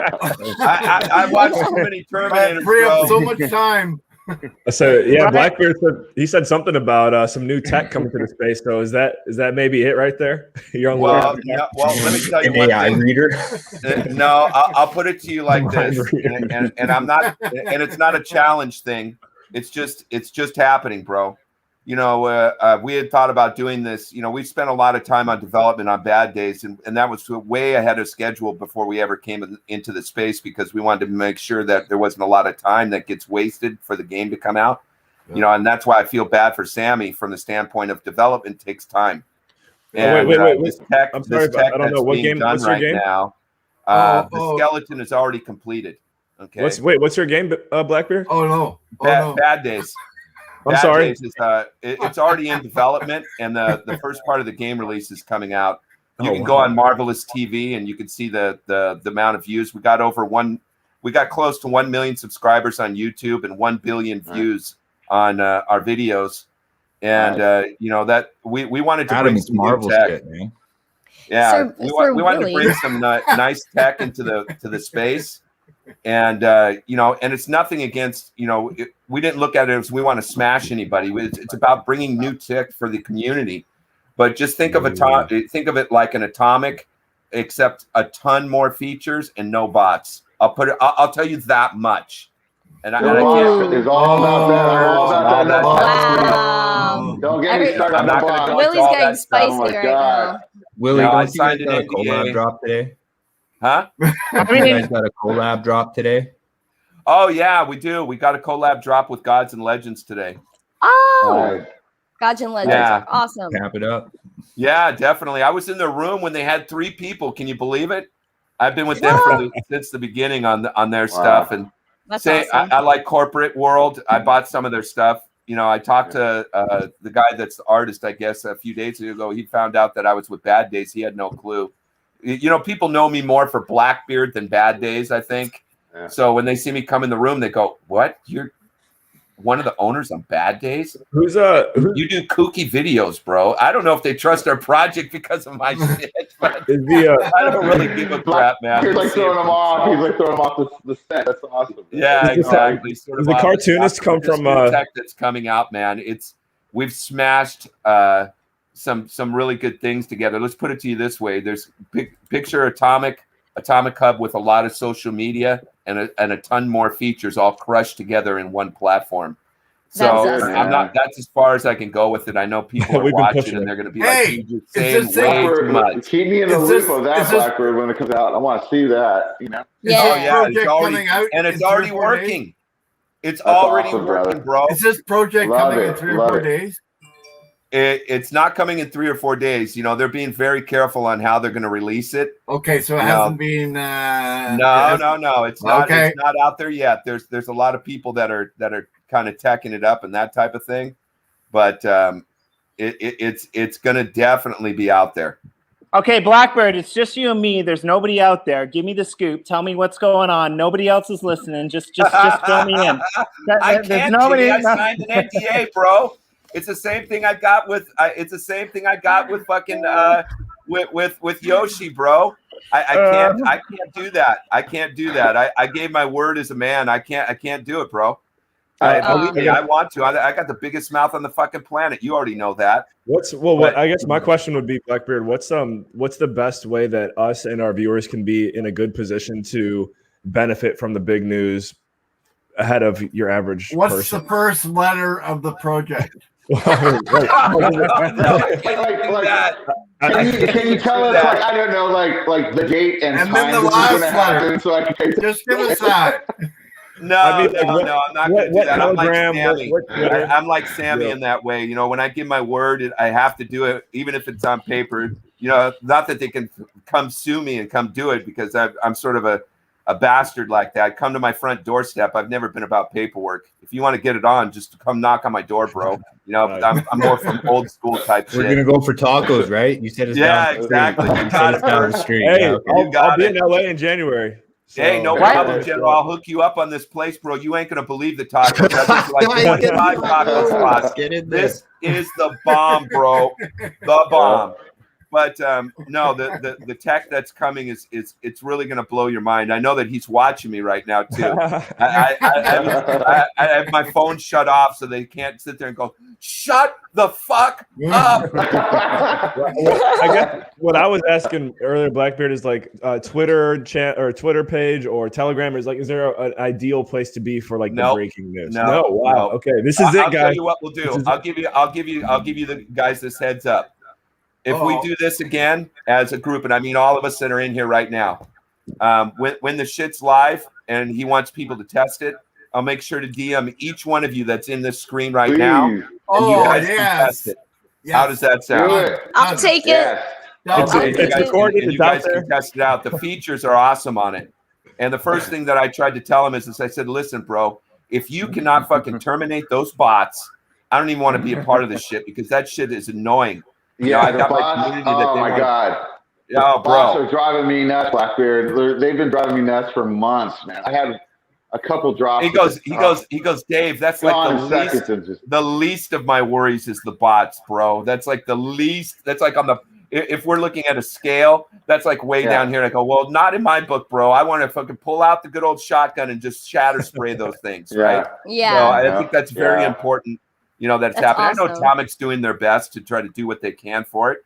And I love Atomic. I bought all my stuff from there. So I got nothing knocking any of their team or anything like that. It's just a fact. Technology starts to enter the space now. And it's starting to happen. I'm going to say meh. There he is. That's my boy right there. With Burst, I think I'm with Burst on that one, maybe. Nice guys. Don't get me wrong. They are nice guys, but they are. Yeah. They're nice guys. Coming up and they try to charge you too much, bro. I couldn't be down with that. When they tried hitting us for that pack opening and animation, and I understand they want to get those big projects like Tops and stuff like that and charge for it. I said, screw that crap. We're going to go get our own coders and we're going to build our own pack opening. They keep advertising the big projects that are not building this space. That is one thing. Exactly. Another thing, there is a lot of other things that I have talked about early in 2020 with them, and it was like a lot to do with like distribution, community. They didn't give a fuck about that. So, I just like, you know what I mean? It is up to projects how they distribute their stuff. I fully agree with that. But if you're going to be like, no offense, I fucking love Deadmau5. If you're going to be like Deadmau5 and say it's a pre-mint sale and it's not a fucking pre-mint sale, that's not good in the fucking space. And they're trying to say it's okay. That is not okay. You basically just sold something at Walmart with nothing in the fucking box. And it's just, that's not okay. Now, the thing that got me burst, let me tell you something that I don't like that projects do, okay? And this is one thing about the pack opening that really pissed me off, is I said, listen, let's say Burst, you go in, right? And you're into the pack opening. It shouldn't be a race for mints. It should be 100% completely fucking random. Shit. So for sure. These guys are taking the mints off the top. Hold on. Yeah. These guys they're cherry picking the mints off the top, and they don't realize we've got people that are smart enough that can go look in the company wallet and see that these guys are scraping the 1 through 10s, putting all the rest of the shit into the packs. I don't like that kind of shit, man. No, I want everything to be fair for the community as a whole. When you open a pack, you got just as much of a chance of getting a number 1 or a number 1,000. And that's one thing we did with our Bad Days thing on the coding when I told you we built that pack shit. Number 1, we made the packs random. When you bought the pack, you didn't know if you were getting the number 1 pack or the number 1,000 pack. Number 2, ours was mint on demand. And it was random. You weren't guaranteed because you bought the first pack that you got the mint number 1, or if you bought that first NFT, you got the mint number 1. It was completely random. It's got to be fair for everyone to get Totally mint. agree. That's really spicy, Sir Willie. Totally. Distribution was the biggest problem in this space last year. And then mint sprees fucking suck. And right now, I do a clock trick to hit the blends. It sucks for everybody else, but I'm hitting the blends. You know what I mean? Yep. And like with Deadmau5 2, I got 55 mint 1s in Deadmau5 2. I can't appreciate those because I feel like I fucking cheated to get those. You know, and I told that team once they figure their shit out, I'm going to donate 10 mint 1s to them so they can give them to their pack openers, like straight up. Like, it's not that's fair. nice. That's cool, Burst. I like that. That's nice of you, Sir Burst. Yeah. Much respect. Yeah. Well, I'm public enemy number 1. So. I got a big fucking mouth. I do. I'm right here with you. I'm right here with you, bro. I've been noticing that thing. Yeah, I've been noticing that. No, but I mean, it's all relative, right? Because we get into this space and we become these people who just look at the dynamics of what's happening, and we all do things and approach things differently. Sure. But like for every one of us who's out there who's a degen, who's in the public eye, there's 10 or 15 or 20 on the back end that don't say anything, right? And like I think it's our kind of job as being out there in public faces to like educate people and call people on it. I mean, the whole point of having blockchain is so that everything is transparent and verifiable. And if we don't use the 2 key concepts of being transparent and verifiable, what good is it putting it on a blockchain? We may as well just like go back to the old world system. I mean, it sucked because there were 3 projects last year, and that's why you don't want to FUD your community because you're gonna fuck your investment. But there's like 75 communities here now, so you got to watch what you're fucking doing. Yeah. I was gonna say, if everybody in the panel that has NFT card collection, if you send me an NFT, like I don't want the NFT, I want a picture of the NFT with your QR code on it. I will put all use in my build. I'll pay for it in my Uplithium. Yeah, so advertise you guys. What do you TC? I'll pay for the picture. I'll pay for the picture to go up. Just send me a picture with a QR code in it that goes to your store on whatever, and I'll put it up on my build. It's not a picture of our face, right? No picture of your whatever your project is. Whatever your project is. TC, when you get guys coming for NFTs, when you get guys coming for NFTs, sorry, MTC. When you get guys coming for NFTs, reach out to me, man. I'll send you some so your community can get some of my NFTs or whatever in your land or whatever, oh, thanks. please reach out to me. Perfect. Yeah, I'm waiting for all these games to pop off so I can put a little sprinkle here, a little sprinkle there. And I actually bought my very first NFT inside Uplift yesterday. I was so bloody excited. Right on. And it was for Sebastian's build that he built. Yeah, That's it was cool, my man. first bought NFT inside the game. In fact, I may never buy NFT anywhere else other than in the game. So come on, guys. That's great. Well, and I mean, the metaverse is a great place to experience this, but it's kind of it's kind of ridiculous that we do things any other way, right? Like with the combination of QR codes and images, right? You should be able to walk into an art gallery and scan that QR code and get like this ticket of authenticity, which is the NFT, and then, you know, get a picture that you can hang on your wall just for good measure, right? Like it's not the picture that you hang on your wall that's important anymore. It's the actual, like, you know, digital asset, in my opinion. And that's what's really interesting about it, right? And so, like, if you don't know what TC is talking about, TC is building a gallery in the Uplift world, and what he's doing is he's basically going to feature all of these collections, and so these collections will have one image with a QR code that you can scan that will take you to that exchange, which we're not supposed to talk about because Beard Willie gets all no, fair enough. No, but like it might someday take you over to the secret exchange that we don't know about yet. But it's going to be really interesting to see what happens, I think, with this and where it goes from here, because now for the first time ever, you're going to be able to not have to go searching for these things. You're going to see something that you like. Exactly. In a gallery, you're going to be able to scan the QR code and buy it. Well, that's the whole thing. I mean, I bought we wanted an eBay space inside crypto without those eBay fees. I mean, my wife built a business off of eBay. You know, she's very business minded. Go getter, independent type.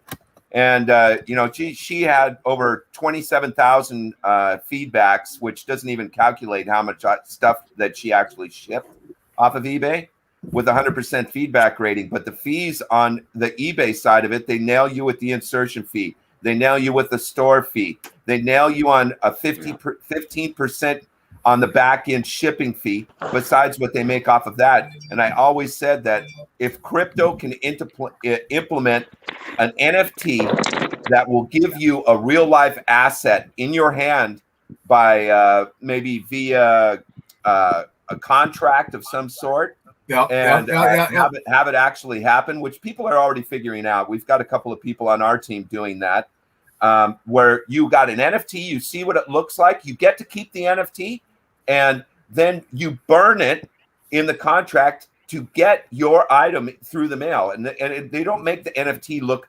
spectacular, let's say. It's just, this is what it is. It's a car engine. Boom, there's the picture of it. This is what the NFT is. They take that NFT, they send it as an in-between to a contract in between. They burn it into the contract. Once that contract has been fulfilled, crypto will go to the other person's wallet once they receive the item. And once that's created and the real world assets can be turned into NFTs, because everyone always concentrates on how good their NFTs look. And I think that when the eBay situation hits crypto, where I can just take a picture of a pot, a pan, a pair of shoes, an engine, a car engine, car part, and I'm not worried about what the NFT looks like. It's more for the asset side of it. It's going to be incredible. The space is going to jump off at that point. The Uplift to me is just a giant website. That's all it is to me. It's just a point and click. It's like you can be in a game, but you're actually in a website and you're just walking around. And you're like, hey, I want to buy that. Click bot. Yeah, that's I'm all in. People don't want to realize that there's huge companies building metaverses that are specifically branded products, like what Miss Team Crypto was talking about. And I've seen it. And I've seen these companies doing it. They're building stores, just like what similar to what Uplift is doing. All these metaverses are coming into the situation. Yep. It's incredible, man. And I've been inside some of these builds on what they're doing. It's just going to be time consuming. You know, it's going to take time to get to that level, and crypto to get to that level. But NFTs are a big part of it. Non-fungible token. I was with a project that was a long time ago. I still call them the pioneer of NFTs in the gaming space. they were saying NFTs before anyone knew what the fuck an NFT was. They had no clue what an NFT was, and these guys were doing it inside their game, and they taught me, about NFTs, but it was more on the Ethereum side, and they had already had a working game, and the game was working way before NFTs were out, and it's just amazing to me how people are using the tech of what NFT is, a non-fungible token, and being able to implement it in different ways. And there's way more to come. That's all I can say. We're so early. We're so early. We're so early. So early, guys. We're so when early. you and I We're had our like call the babies. other day, you compared it to like where we're at right now is kind of like the 2011, 2012. Yeah, it's like buy Bitcoin at 10 cents or whatever the hell. Couldn't agree more. Yeah. Yeah, trust me. 11 years ago, Bitcoin was 6 cents. I just look at everything in the world will be an NFT. Everything that you can touch other than food. I mean, NFTs are going to become a social thing as well. Yeah. I mean, when you see people's, even right now, I mean, I go check out people's wallets. When I meet somebody new in the space, the first thing I do, I check out their wallet. What are you into? What kind of stuff do you like? It's like that's going to just become part of the future. Like instead of going to the profile to see their like photos, you're going to go there. Like, what do you actually like? Like, what do you buy? Like, what do you exactly? Exactly. It's no different than like when I was a kid. Like, let me see your tape. Back in my day when we had the little tapes and CDs, it's like we had cases of that stuff, and that's how you kind of knew who your friends were. You like open it up. Oh, you're into, Nine Cents. Right. You're into, this. Hey, Jimmy, I got to take a break here for a minute. I'll be back. Hopefully, you guys are still on. If you guys aren't, I'll be gone for probably about 20, 30 minutes. And if you guys are still on, great. If you're not, it's been great talking with everybody, man. I appreciate all you guys. Great. Bye, Sir Willie. Just keep it real. Be yourself. As long as you guys do that, you're not going to have a problem. And keep moving forward. People don't like my ass, but I don't really care. Just keep moving forward. Thanks, El Sir Salvador, Willie. tacos, getting to test out that platform. Yes. Blackbeard, I'm coming for you, man. All right, I'll be back. Let's see if you guys are still talking. I know Jimmy likes to roll like that. Yeah, I mean, the truth finally comes out, Nifty. Now we know why you left LA. You moved north. It's because you got banned from too many clubs for harassing girls for their Bitcoin wallet. Oh no, so TC. No, never. But the there's an interest. Like Cryptowriter's been playing around with this interesting idea in the uplift where you'll be able to actually change the NFT that the QR code is set to. So like somebody like Burst who loves giving away NFTs, you can put up a QR code somewhere in one of these metaverses and just change the what the asset is attached to, and that's like a really interesting concept to do that. And here's another plug too. Like we're kicking off a new show, an hour ago, but we're obviously not doing it today. But next week we're kicking off a new show, and it's called it's called the Metaversal Effect. And basically what we're going to do is we're going to look at like all these different metaverses, right? Like there's, because that's the thing, there's not going to be one metaverse, right? Like there's going to be countless different metaverses that are tailored to different people for different needs, for different things, right? Like, I mean, Burst's favorite collection, we can't put that up in the uplift because we're PG-13. Thank you for that, by the way. That was a great addition to my collection. I went and bought some the first time I was on the screen. Dude, one of his pieces just sold for 3.5K wax. That's crazy. Oh, wow. That's crazy. That's awesome. Great. It's one of the best pieces on wax, I think, because like it's given me these wicked airdrops and it continues. I've got 3 of them. There's only 21 of them. So I've been I'll show you. Can I share the screen? I'll share it. Yeah, go for it. No problem. Jimmy, did you see DM I sent you on Telegram? Just wait. It's forwarded from Sarav from the shift. shift. Jimmy down there, buddy. Okay, I'll check now. Oh wow! It's this piece right here. The golden egg. So this piece right here, basically, there's 21 of them, and yeah, it went for what? Just over $1,000. Yeah, that's awesome. 1,200. Wow! Huge congrats. So basically, I'm gonna just remove my screen here now. You want to remove my screen? There, I got it. Yeah, no, it's actually what he did back in April, early April. He had like an Easter event. He had like 300 packs, and you needed to blend like 50 fucking cards to get that egg. And it sat up there for like a day or two, and I was like, yo, this egg's pretty intense. So I asked him, I said, what does it get you? And it's gotten me like 30 airdrops, and I've gotten a few mint ones, a couple nice ones, a couple whitelists, whatever, whatnot. There's like 6 packs left of like the little ones and like 2 packs of the big ones left in this series to be ripped. And there's only 21 made. I think one more could get made, but the blend he's got this weekend coming consists of that egg. So it's pretty insane. That's coming up. That's People brilliant. That's in that chat. Yeah. And he's just all art, man. I don't know if anybody's seen Stochi, but fucking go check his shit out for sure. Yeah, Stochi's great, man. Stochi rips. I like I'm actually part of a group that we're doing a big collab. He's great. I love his work, man. Yeah. Fire. Yeah, he's good, man. He's really good. I'm a big Stochi believer. Yeah. For sure. Yeah, so I think that brings up another interesting question, because I think like we are all crypto addicts and degens, but like the majority of us are big into NFTs. So like what are your favorite collections of NFTs? They don't have to be on Wax. They can be on Ethereum. They can be on anything. But like, does anyone have any other ones that they want to shout out? Like, because Burst taught me about Sochi. And I was like, wow, this is really cool shit, right? And that's another issue is you can't always see this stuff on certain marketplaces because it's not pleasing to North American eyes. I'll just leave it there. The rest of the world doesn't have problems with this kind of stuff. But like, yeah, we sometimes we have issues with this. So like, shout out your favorite NFT projects. Let's do that. And I'm gonna Rare and ultra rare for their communities, for as big as they are and being collector ones right now. Dirty Flapjack for art, Stochi for art. Yeah, man, I'm a big fan of ultra rare. I think like what ultra rare is doing in the space and how they're doing it is just really interesting because it's unique, it's original. They're putting, in my opinion, their community first. And it's not like rehashing something old. It's just really cool. So yeah, I'm a big fan too. They're proper. They're tough to. John and Richie are tough to get some action items done because they're so fucking proper. And then like, there's some things that I brought up to them. I'm like, dude, it's a good idea. And then like Richie's long-term thinking is like on it right away. And it's like, okay, yeah, that's actually a valid point. So, I think that goes far in this space for sure.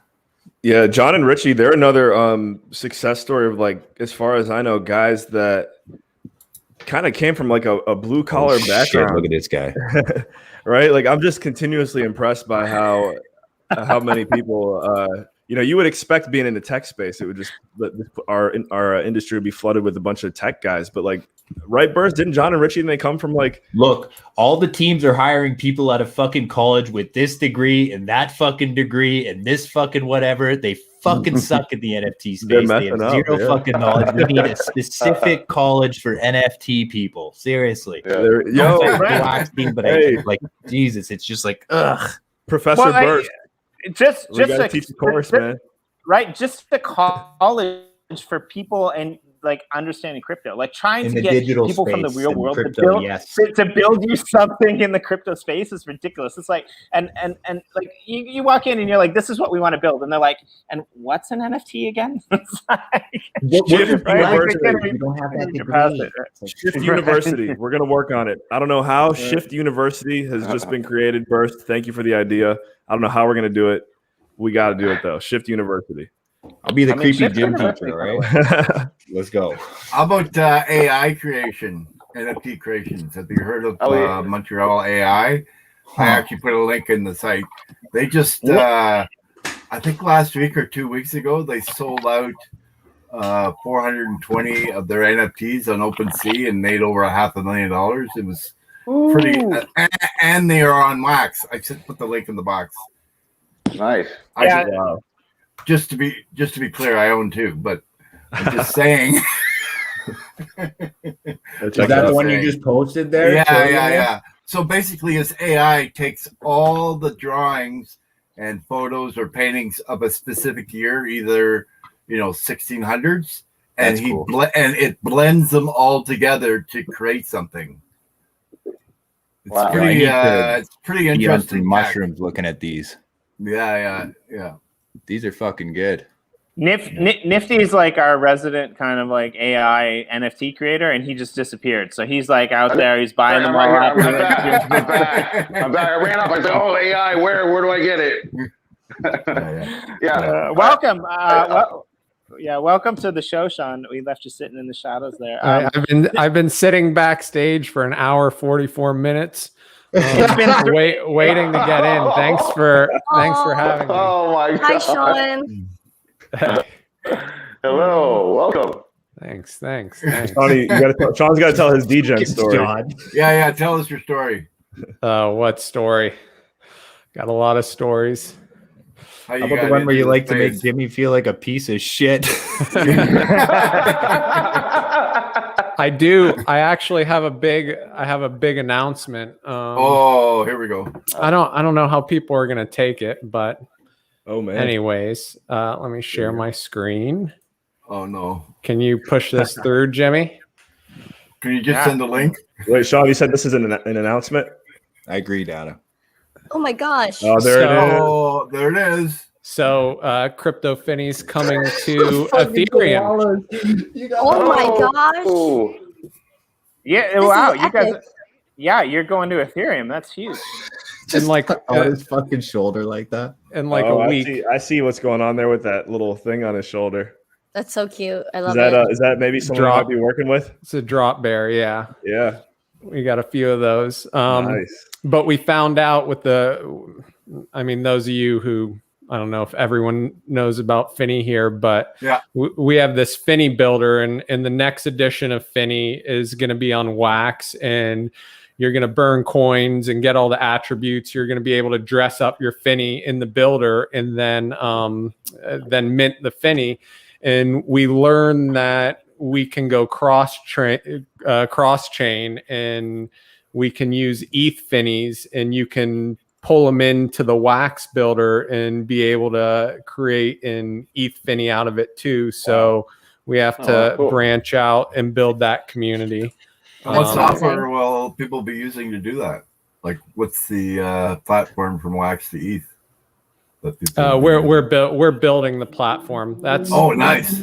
That's awesome. This is a new metal called unobtainium, and that'll be super rare. And then I can probably share the what I do with it. I got the builder somewhere. Unobtainium. Yeah.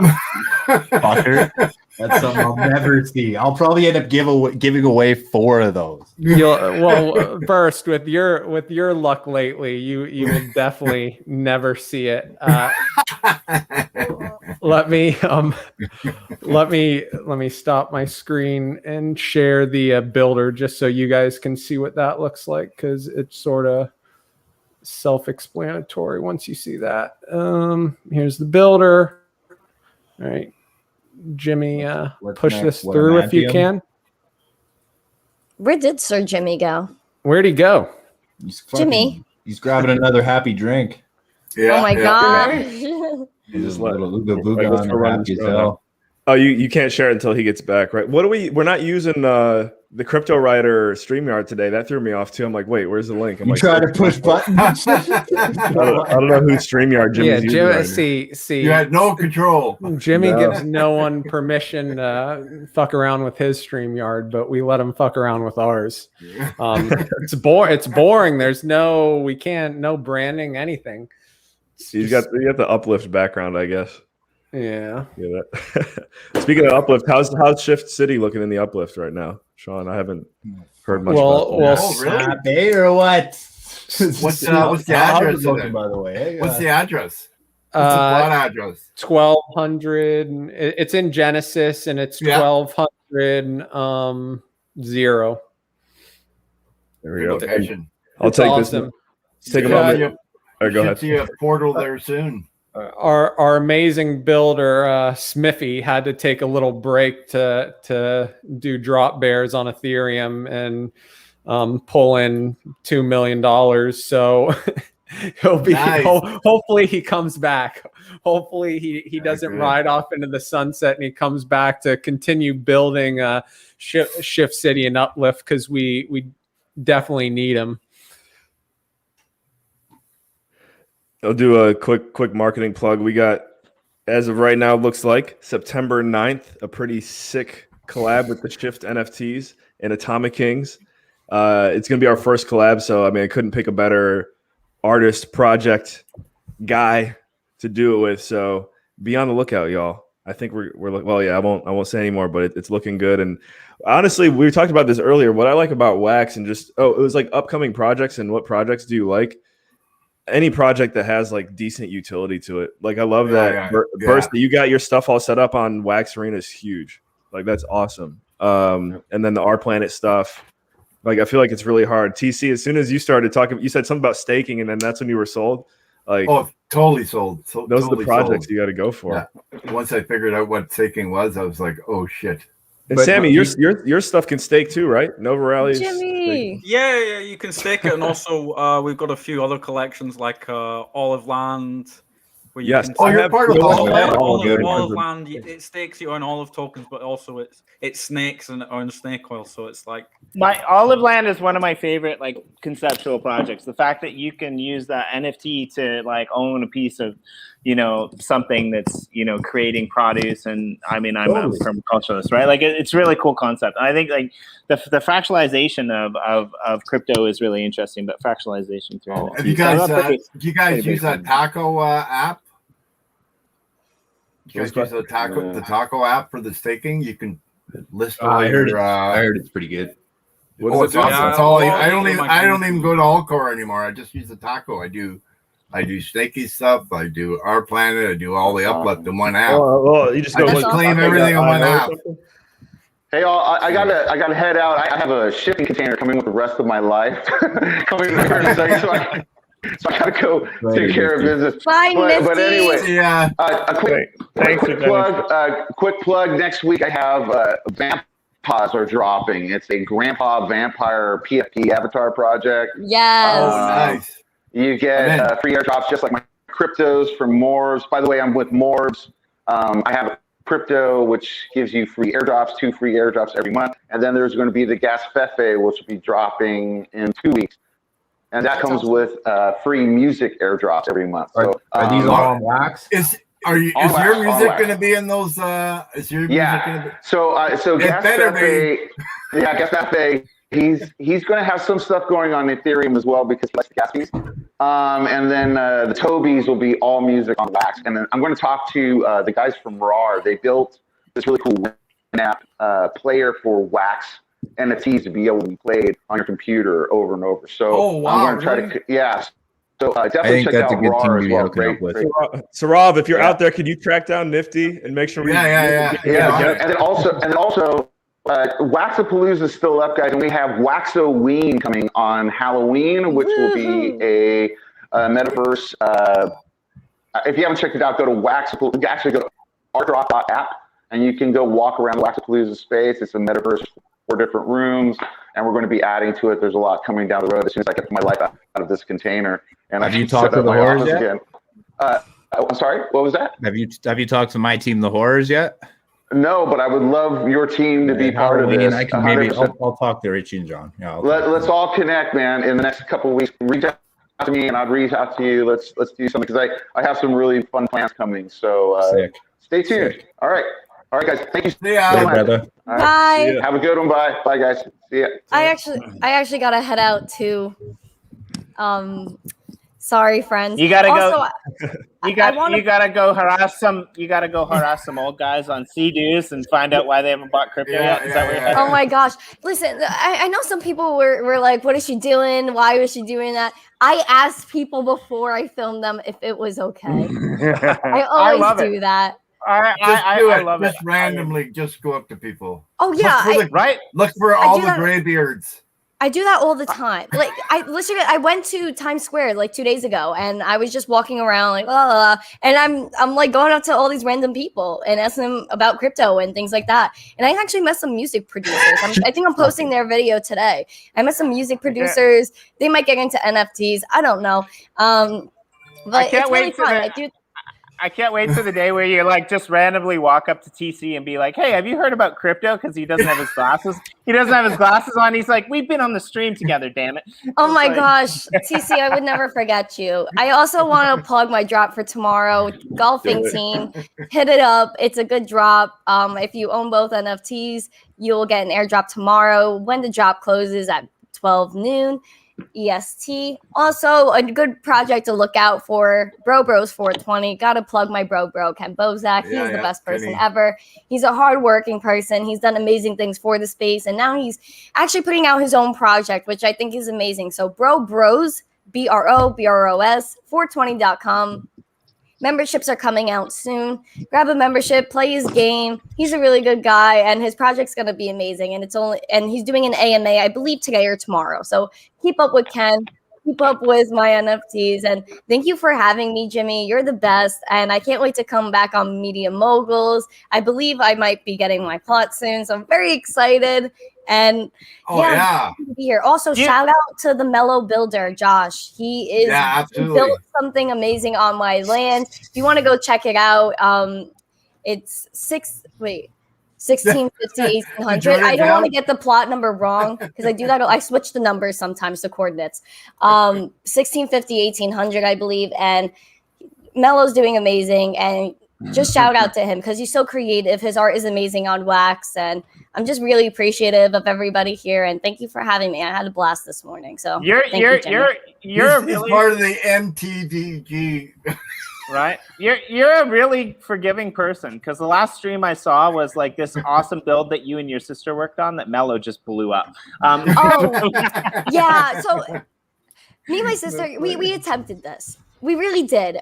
She put like rainbow sheep on my thing. She had fishies going around our building. It was cute. And me and Emma, my sister, she's like 15, 16. She's in the other room. She might pop her head in here. But, you know, she tried. And she was just like, let's do something rainbow. It was Pride Month. I was like, why not? Like, and we started building, but it wasn't that zesty, and it wasn't as zesty as we wanted it to be. So then we had to recruit Sir Josh, and Josh really helped me fix up the place. And now we got a restaurant. Awesome. Now we got like a nice peaceful tree in the middle. So if you want to go swim with some fishies, there's some fishies in there. I have an office. So if you guys need to have a meeting or, you know, need to talk, I don't know. Let's chill in my office. Or buy Visit my plot. Hey, MTC, I want to see some videos from Bitcoin Beach now. You got to put that on your bucket list. Oh my gosh. In Salvador. Yeah. We should all mint an NFT to fund our trip, and like we'll go out to Bitcoin Beach. And you know the reason for doing that is we could have the excuse that we're doing this just so we could replicate it in Uplift. So we're just going for the visual. Nice. You know, when you really think about it, Jimmy, if you and Corey want to fund this, wink, wink, let me know. It would be fun. And Cryptowriter collab, I would love to do a collab. I want to do a collab with Crypto Finny.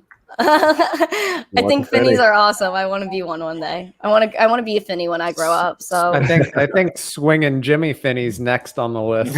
Oh my gosh, Jimmy! I also want to shout out your amazing style. I think your shirts are. I'm living for them. Your shirts, right?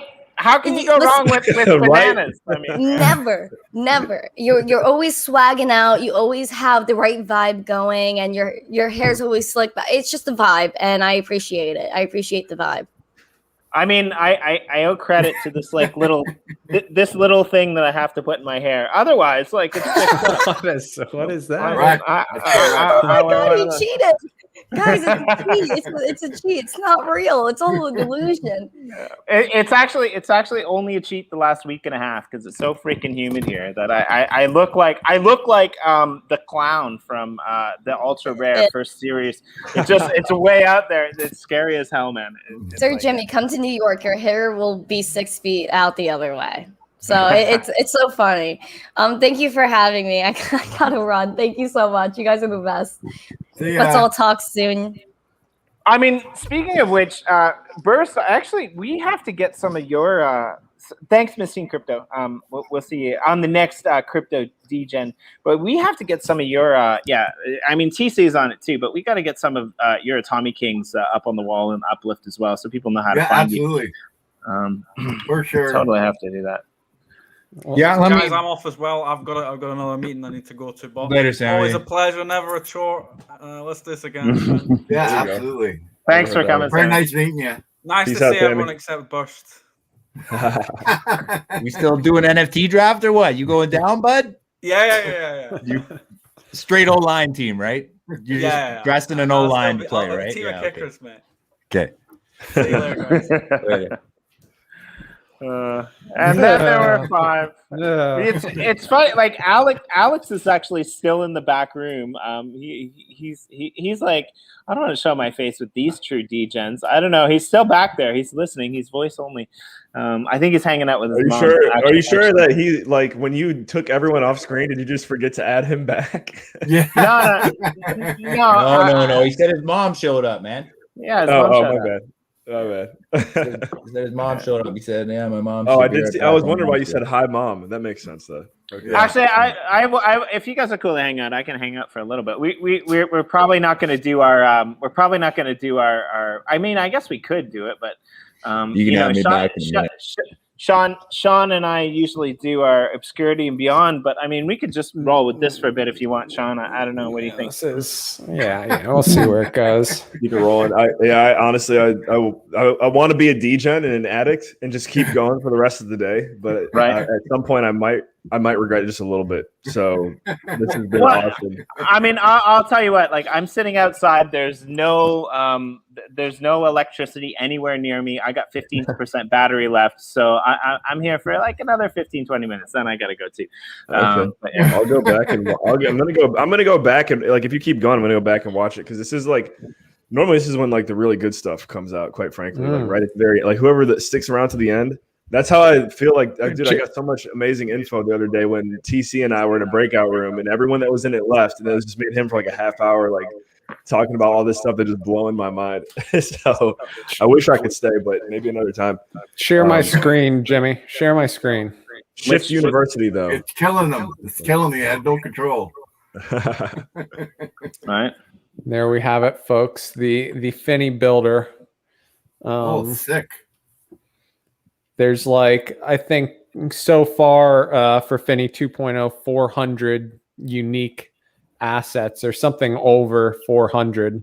So you'll basically just be able to log in, pick out what you want to wear, and then click build, and boom, it'll mint it.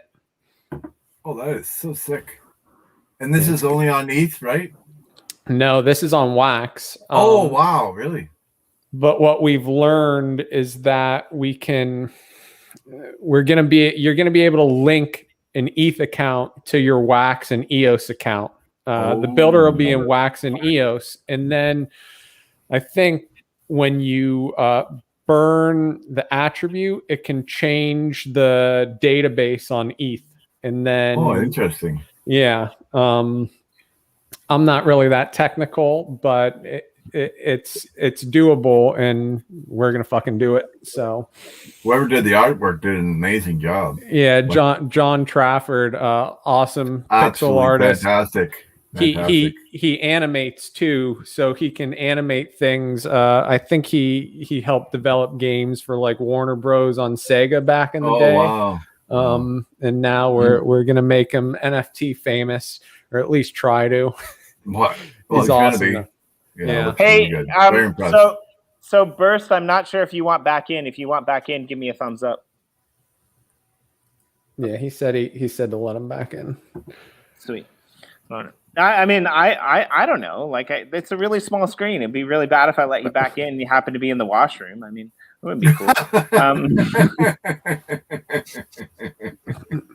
Burst.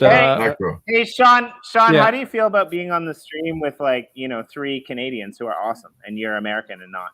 I love Canadians. Burst, are you Canadian? Yeah, I am, man. Yeah. Oh, whereabouts? Alberta. Oh, nice. I'm in Ontario. That's where my dad Sean? is. My dad's in Windsor. Oh, nice. So Yeah, so we did this once before. We did a we did a Canadians show. What is it about Canadians that seem to like get into NFTs? Is it like that there's nothing around? We're planning another one that's going to be Aussies on the block. We're going to do a Miami one as well because like there's tons of people in Miami that are doing blockchain and crypto that are out there in the public space. But like Florida is basically Canada's penis because all the old people down there. But the Aussies, yeah, I don't understand. Aussies and Canadians, like half of our community is Aussie. Kenny's the co-founder's Aussie, but we weren't targeting the Australians when we were launching stuff. They just all showed up. I don't know what it is. Something in the water.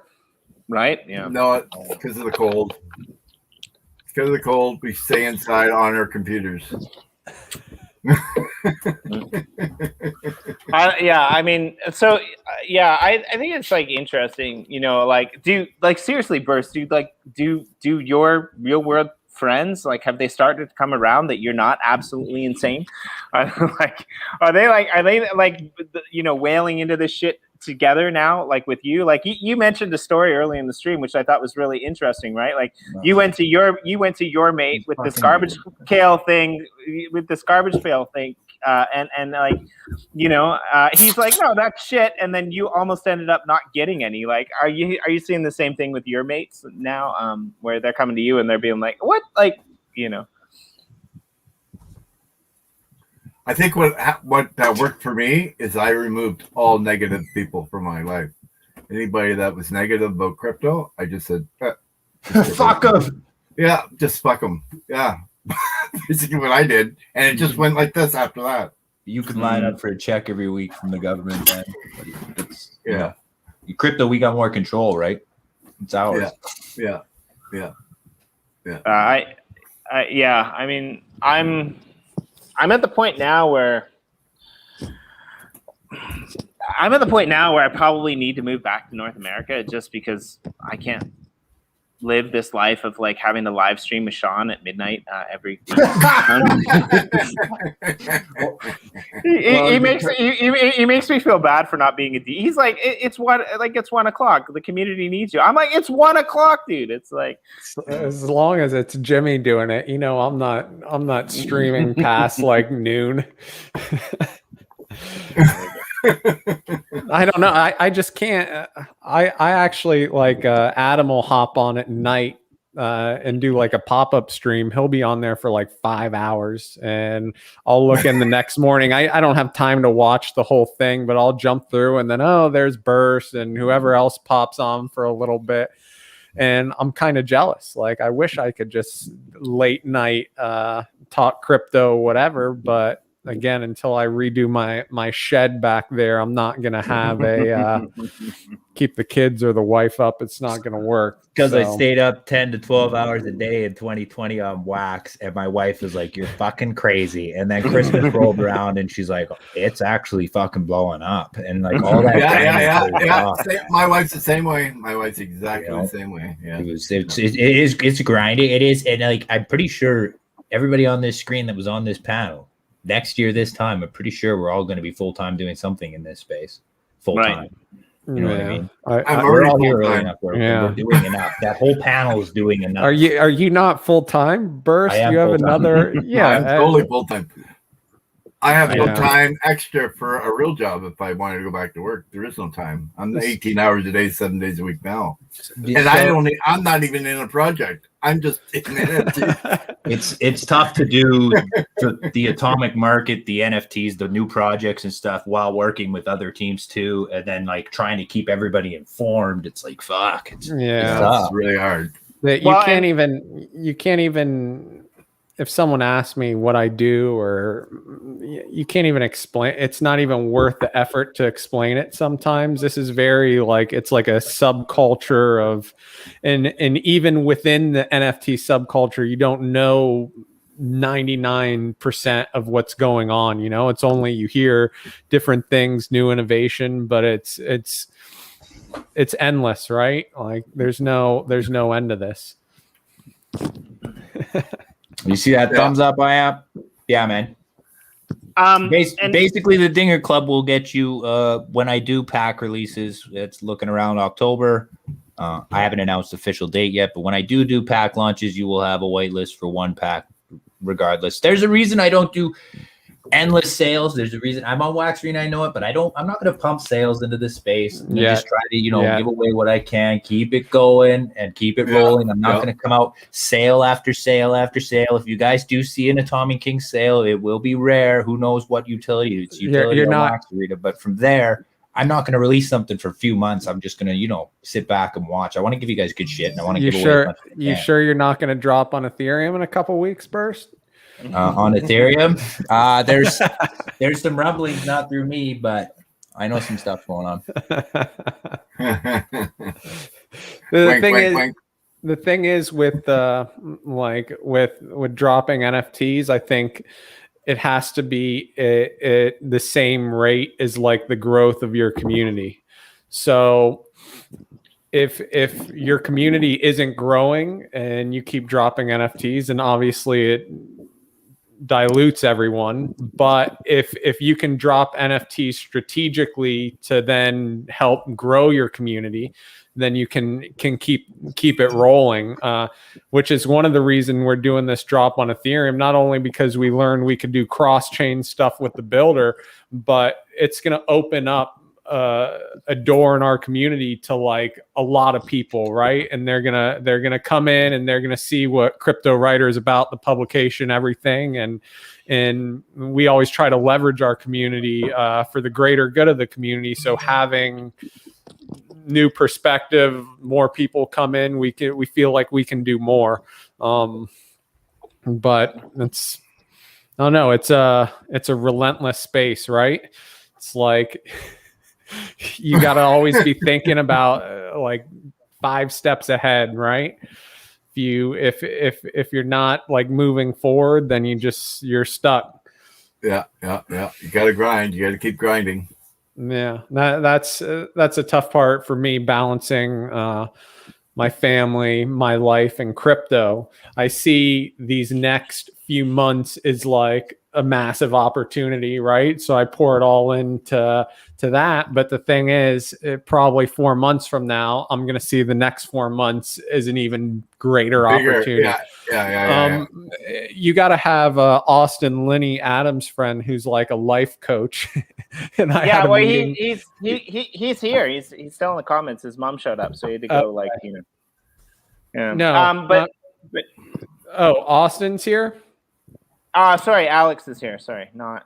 Yeah, no, Austin, you gotta have him on because I was talking to a life coach. I had a meeting with him, so I'm gonna pick his brain about like sorting things out and balancing my life. And I asked him how he works, and he said like a lot of us, we'll set up a meeting for like later in the week, or we'll set up a call for Thursday. He just compacts everything Monday through Wednesday and then takes the rest of the week for himself, right? So he grinds those 3 days, right? He doesn't, it doesn't seem like he procrastinates at all, okay? He's like a doctor in the ER. Yeah. And he basically told me, look, I know I'm going to be here in 4 years and then I'm going to retire or whatever. I'm going to be set. And so I try to run that by my wife. I'm like, because she's always giving me shit for being on my phone or not paying attention to her or the kids. So I told her I need 4 more years and then we can all just retire. Yeah. Right. Yeah. And you will. Going back to what Burst is saying, like I think the hardest thing is that first jump, right? That first jump where you're just like, oh wait, I can make a living out of crypto. Because like once you make that jump and you kind of get a little bit successful at it, then you have all this time that opened up with all this real world stuff that you used to do that you can actually focus on, like building projects, networking with other people, like running streams, doing shows, doing all this stuff. So like my missus said to me the other day, she's like, are you sure like we're okay? And I'm like, look, there's enough money in the bank for like a year's rent. Like we're totally okay. Or like 1 year. Like if I got a year's rent in the bank. Oh, what's up, bro? Shit, my hair dried out. Willie? Yeah, I got that long hair happening now. Well, What's up? Hey, wait a minute. Is that Sean? Where in the flesh? What's up? Oh, bro, what's up, man? Thanks for that coin the other day, man. Yeah, we get them hooked. That's for sure.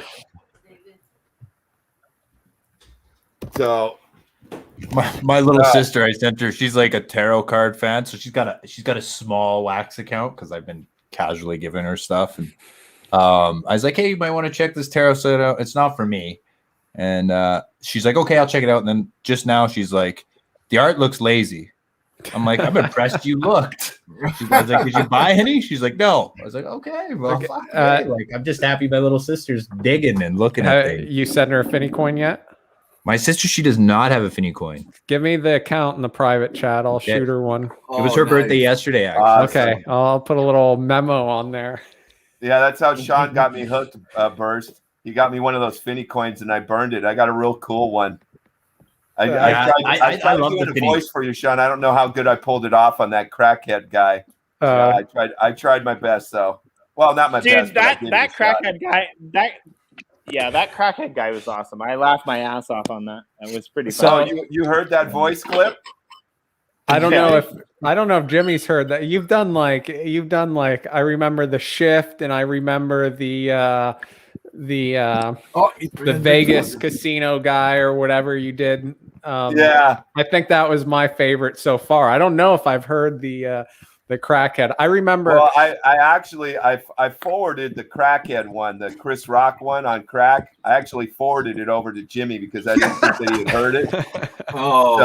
So Jimmy's got it in his telly, but I thought it was kind of funny. It was kind of cool. So when we launched when we launched Crypto Finny, like we were just kind of fucking around and different attributes we want to put on them, and I kind of threw out there, or someone did, like, why don't you have like a crackhead? And I didn't think Kenny was going to go through with it, but all of a sudden then we have this like crackhead, like crack around the lips, and the eyes were all sort of cracked out.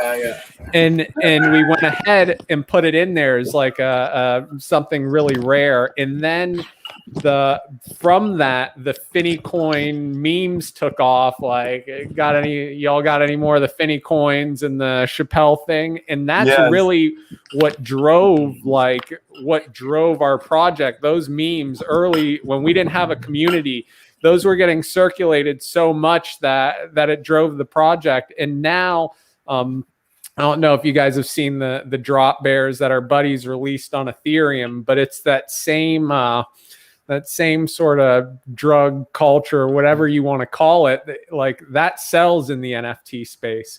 So early on, Kenny and I were like, oh, do we really want to put this forward? Like, is this going to hurt our chances to get funding later, whatever? But now we're just like, fuck it. Like we're riding with it. Yeah, that's exactly it, bro. Just stick to your guns, man. It worked for you. Yeah. It worked for you, man. You know, I'll tell you that the guy from Wax On, Wax Off, Joe, he's the one who had been pushing me to kind of go over to your guys' room. And I think someone else kind of grabbed me up from poker or something. I don't remember what happened. And that's when I jumped in your guys' room, man. You guys got a good bunch of people in that community, man. They really love you. You know, and they love that Finny stuff. And they're pushing it, man, on Twitter and all kinds of social media outlets, bro.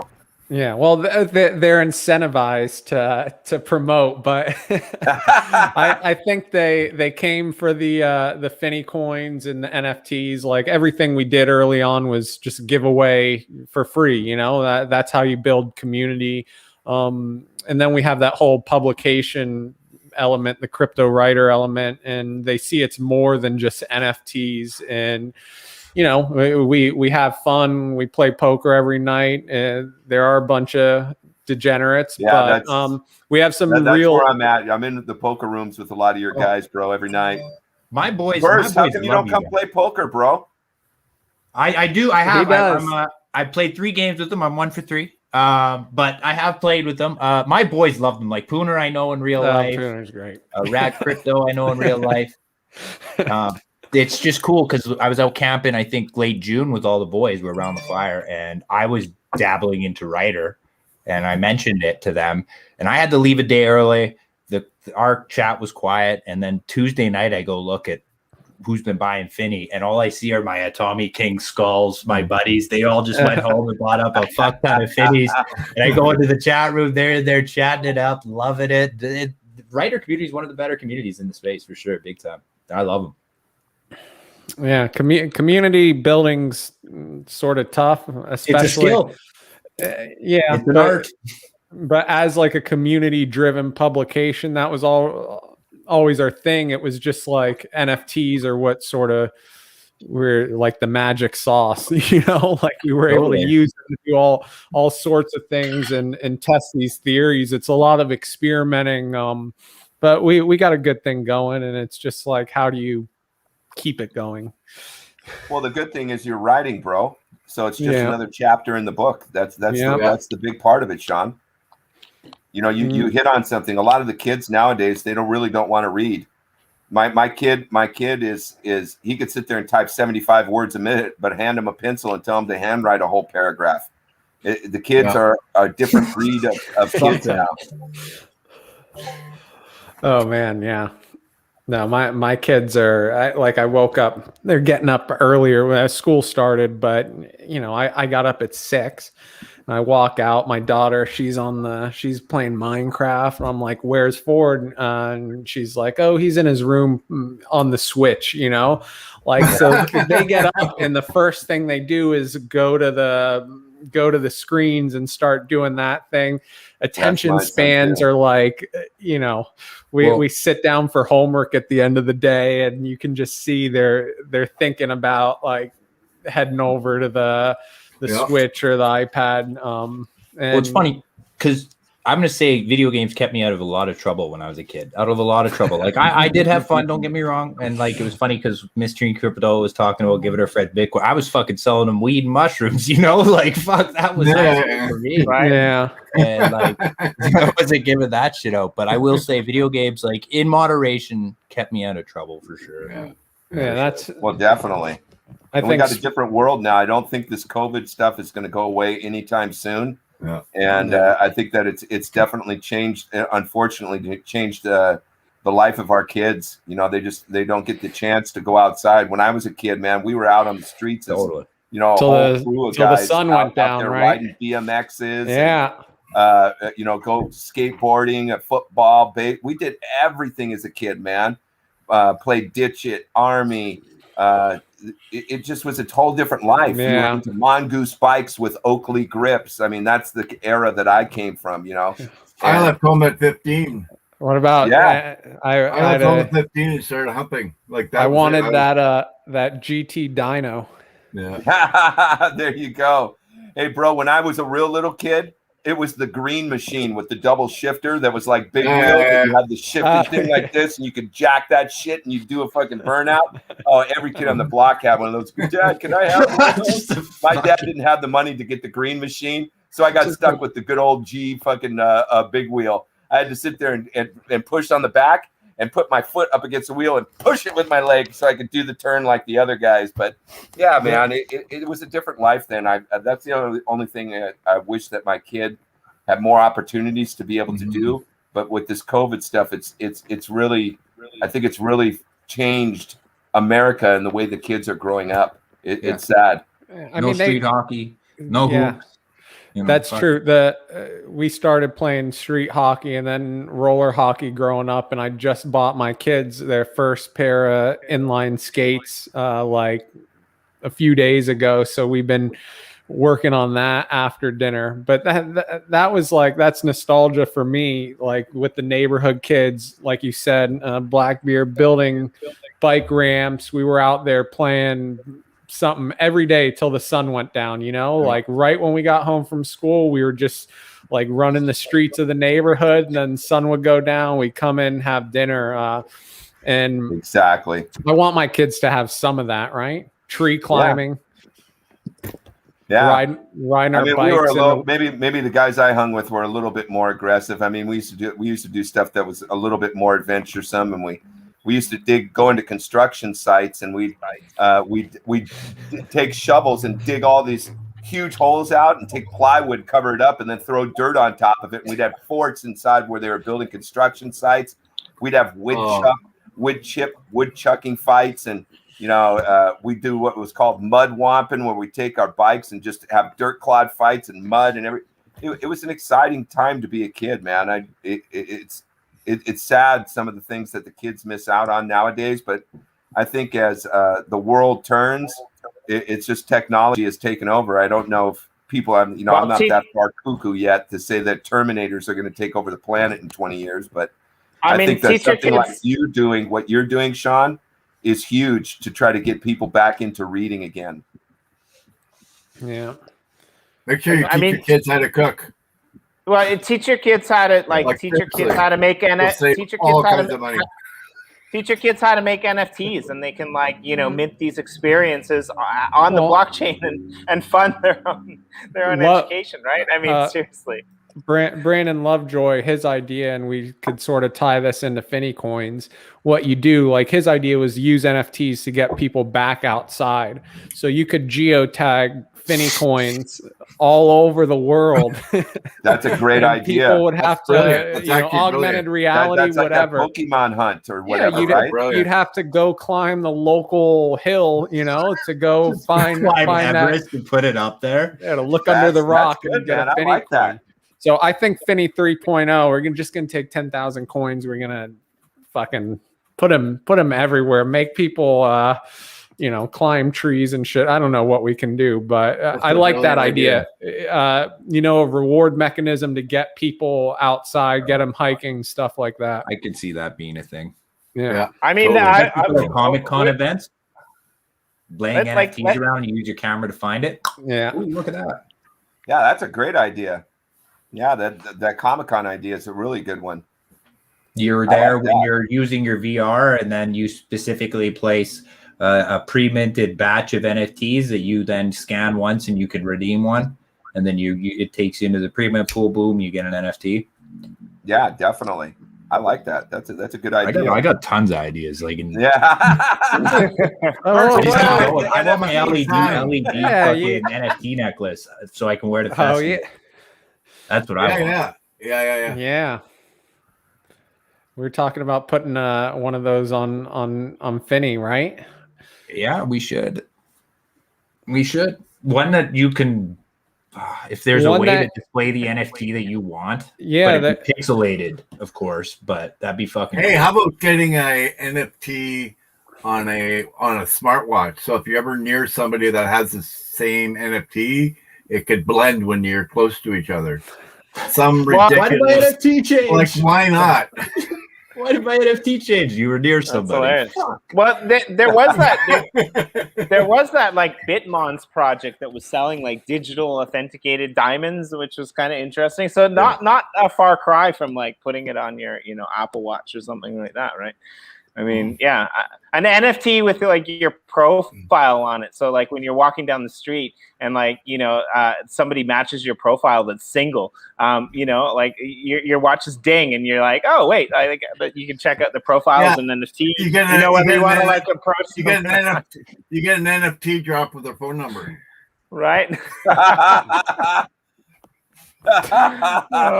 that's hilarious. Oh Lord. Dang, how long has the show been going? Because I was gone for a while. Yeah, we're gonna wrap it up in about 2 minutes because I got it. Well, or I'm just gonna disappear. Jimmy, look, 2% battery left. That's it. This is how it works. We get into here's the thing or what? We don't even have the branding. This is why are we on this? Can you, if you're gonna go on Cryptowriter Network, you got to use the Cryptowriter StreamYard so I can play with the branding and the here's the thing. Jimmy, here's how it usually goes. 20 minutes before the show ends, Jimmy gets sentimental and starts telling everyone how much he loves them and whatnot. So if he hasn't gotten sentimental yet, we still got 20 minutes. Man, seriously, mate, I got 2% battery power. That's it. All right, Jimmy, we'll cut it off, man. I just wanted to get a chance to jump in and say hi to Sean. I hadn't seen him face to face and thank him for the coin, man. I appreciated it, man. Thank you, sir. Jimmy, last words. When you get a chance, I DM'd you the crackhead's voice that I did on him. You'll get a kick out of it, man. I tried doing the Chris Rock voice on the crackhead Finny. Wait, I thought it was you? Hilarious. Can you forward it to me, or is yeah, it? Of course I can. Yeah, where did you post I was it? dropping it like crazy in your room. The people were busting up about it. When? Recently, man, a couple days ago. It was floating around your room, getting re-forwarded in there a bunch of times. I don't know how I could have done it better. I did probably like 65% because someone put me on the spot. They're like, "Bro, let me see you do a crackhead Finny." And I go, "Wow, I've never done crackhead Finny. I've done a lot of voices, but crackhead Finny." And dude, I went in there, but I kind of threw a little bit of music on it and stuff. Let me see if I can find you, Sean. Do you have me on DM? Yeah, I sent you the coin probably on DM. Too legit. Let me DM it to you. All right, thanks. What I will say is we'll probably be doing another one of these, and it's funny because I've invited Burst like to 2 or 3 of these, and he's never awake, you know, which is cool. I'm not putting you down, but I'm just saying it's hilarious because I was like, it's kind of early for him. He probably won't show up. The minute we do like a deep, dude, one time it was 12:30 at night, and I was like 7 beer deep, and I don't drink much. I was like 7 beer deep, and I looked at 12:30, and they're like, "We're on in like 4 hours." I'm like, "That's not fucking happening." What time is it where you're at, Burst? I'm 1 hour ahead of you. I'm in Mountain Standard. Yeah. All I know is wherever Burst lives, it's Movember and September. Right. I'm in Alberta. Oh, okay, cool, man. Yeah, it's not that it was too early. It's just that he happened to catch me on a night that I was drinking. I just think it's hilarious that like this. Yeah, I just think it's hilarious that like, you know, you showed up in the comments like your degen crypto addict alarm bells were ringing off. It's like, hey, where's my invite? I'm supposed to be there. So I'm super happy that we got to share the stream again. There's your 1 second of sentimental. We'll see you guys all next week for another Cryptowriter podcast. Thanks for coming out, and that's 2.5 hours that's probably better spent than what you would have been doing anything else.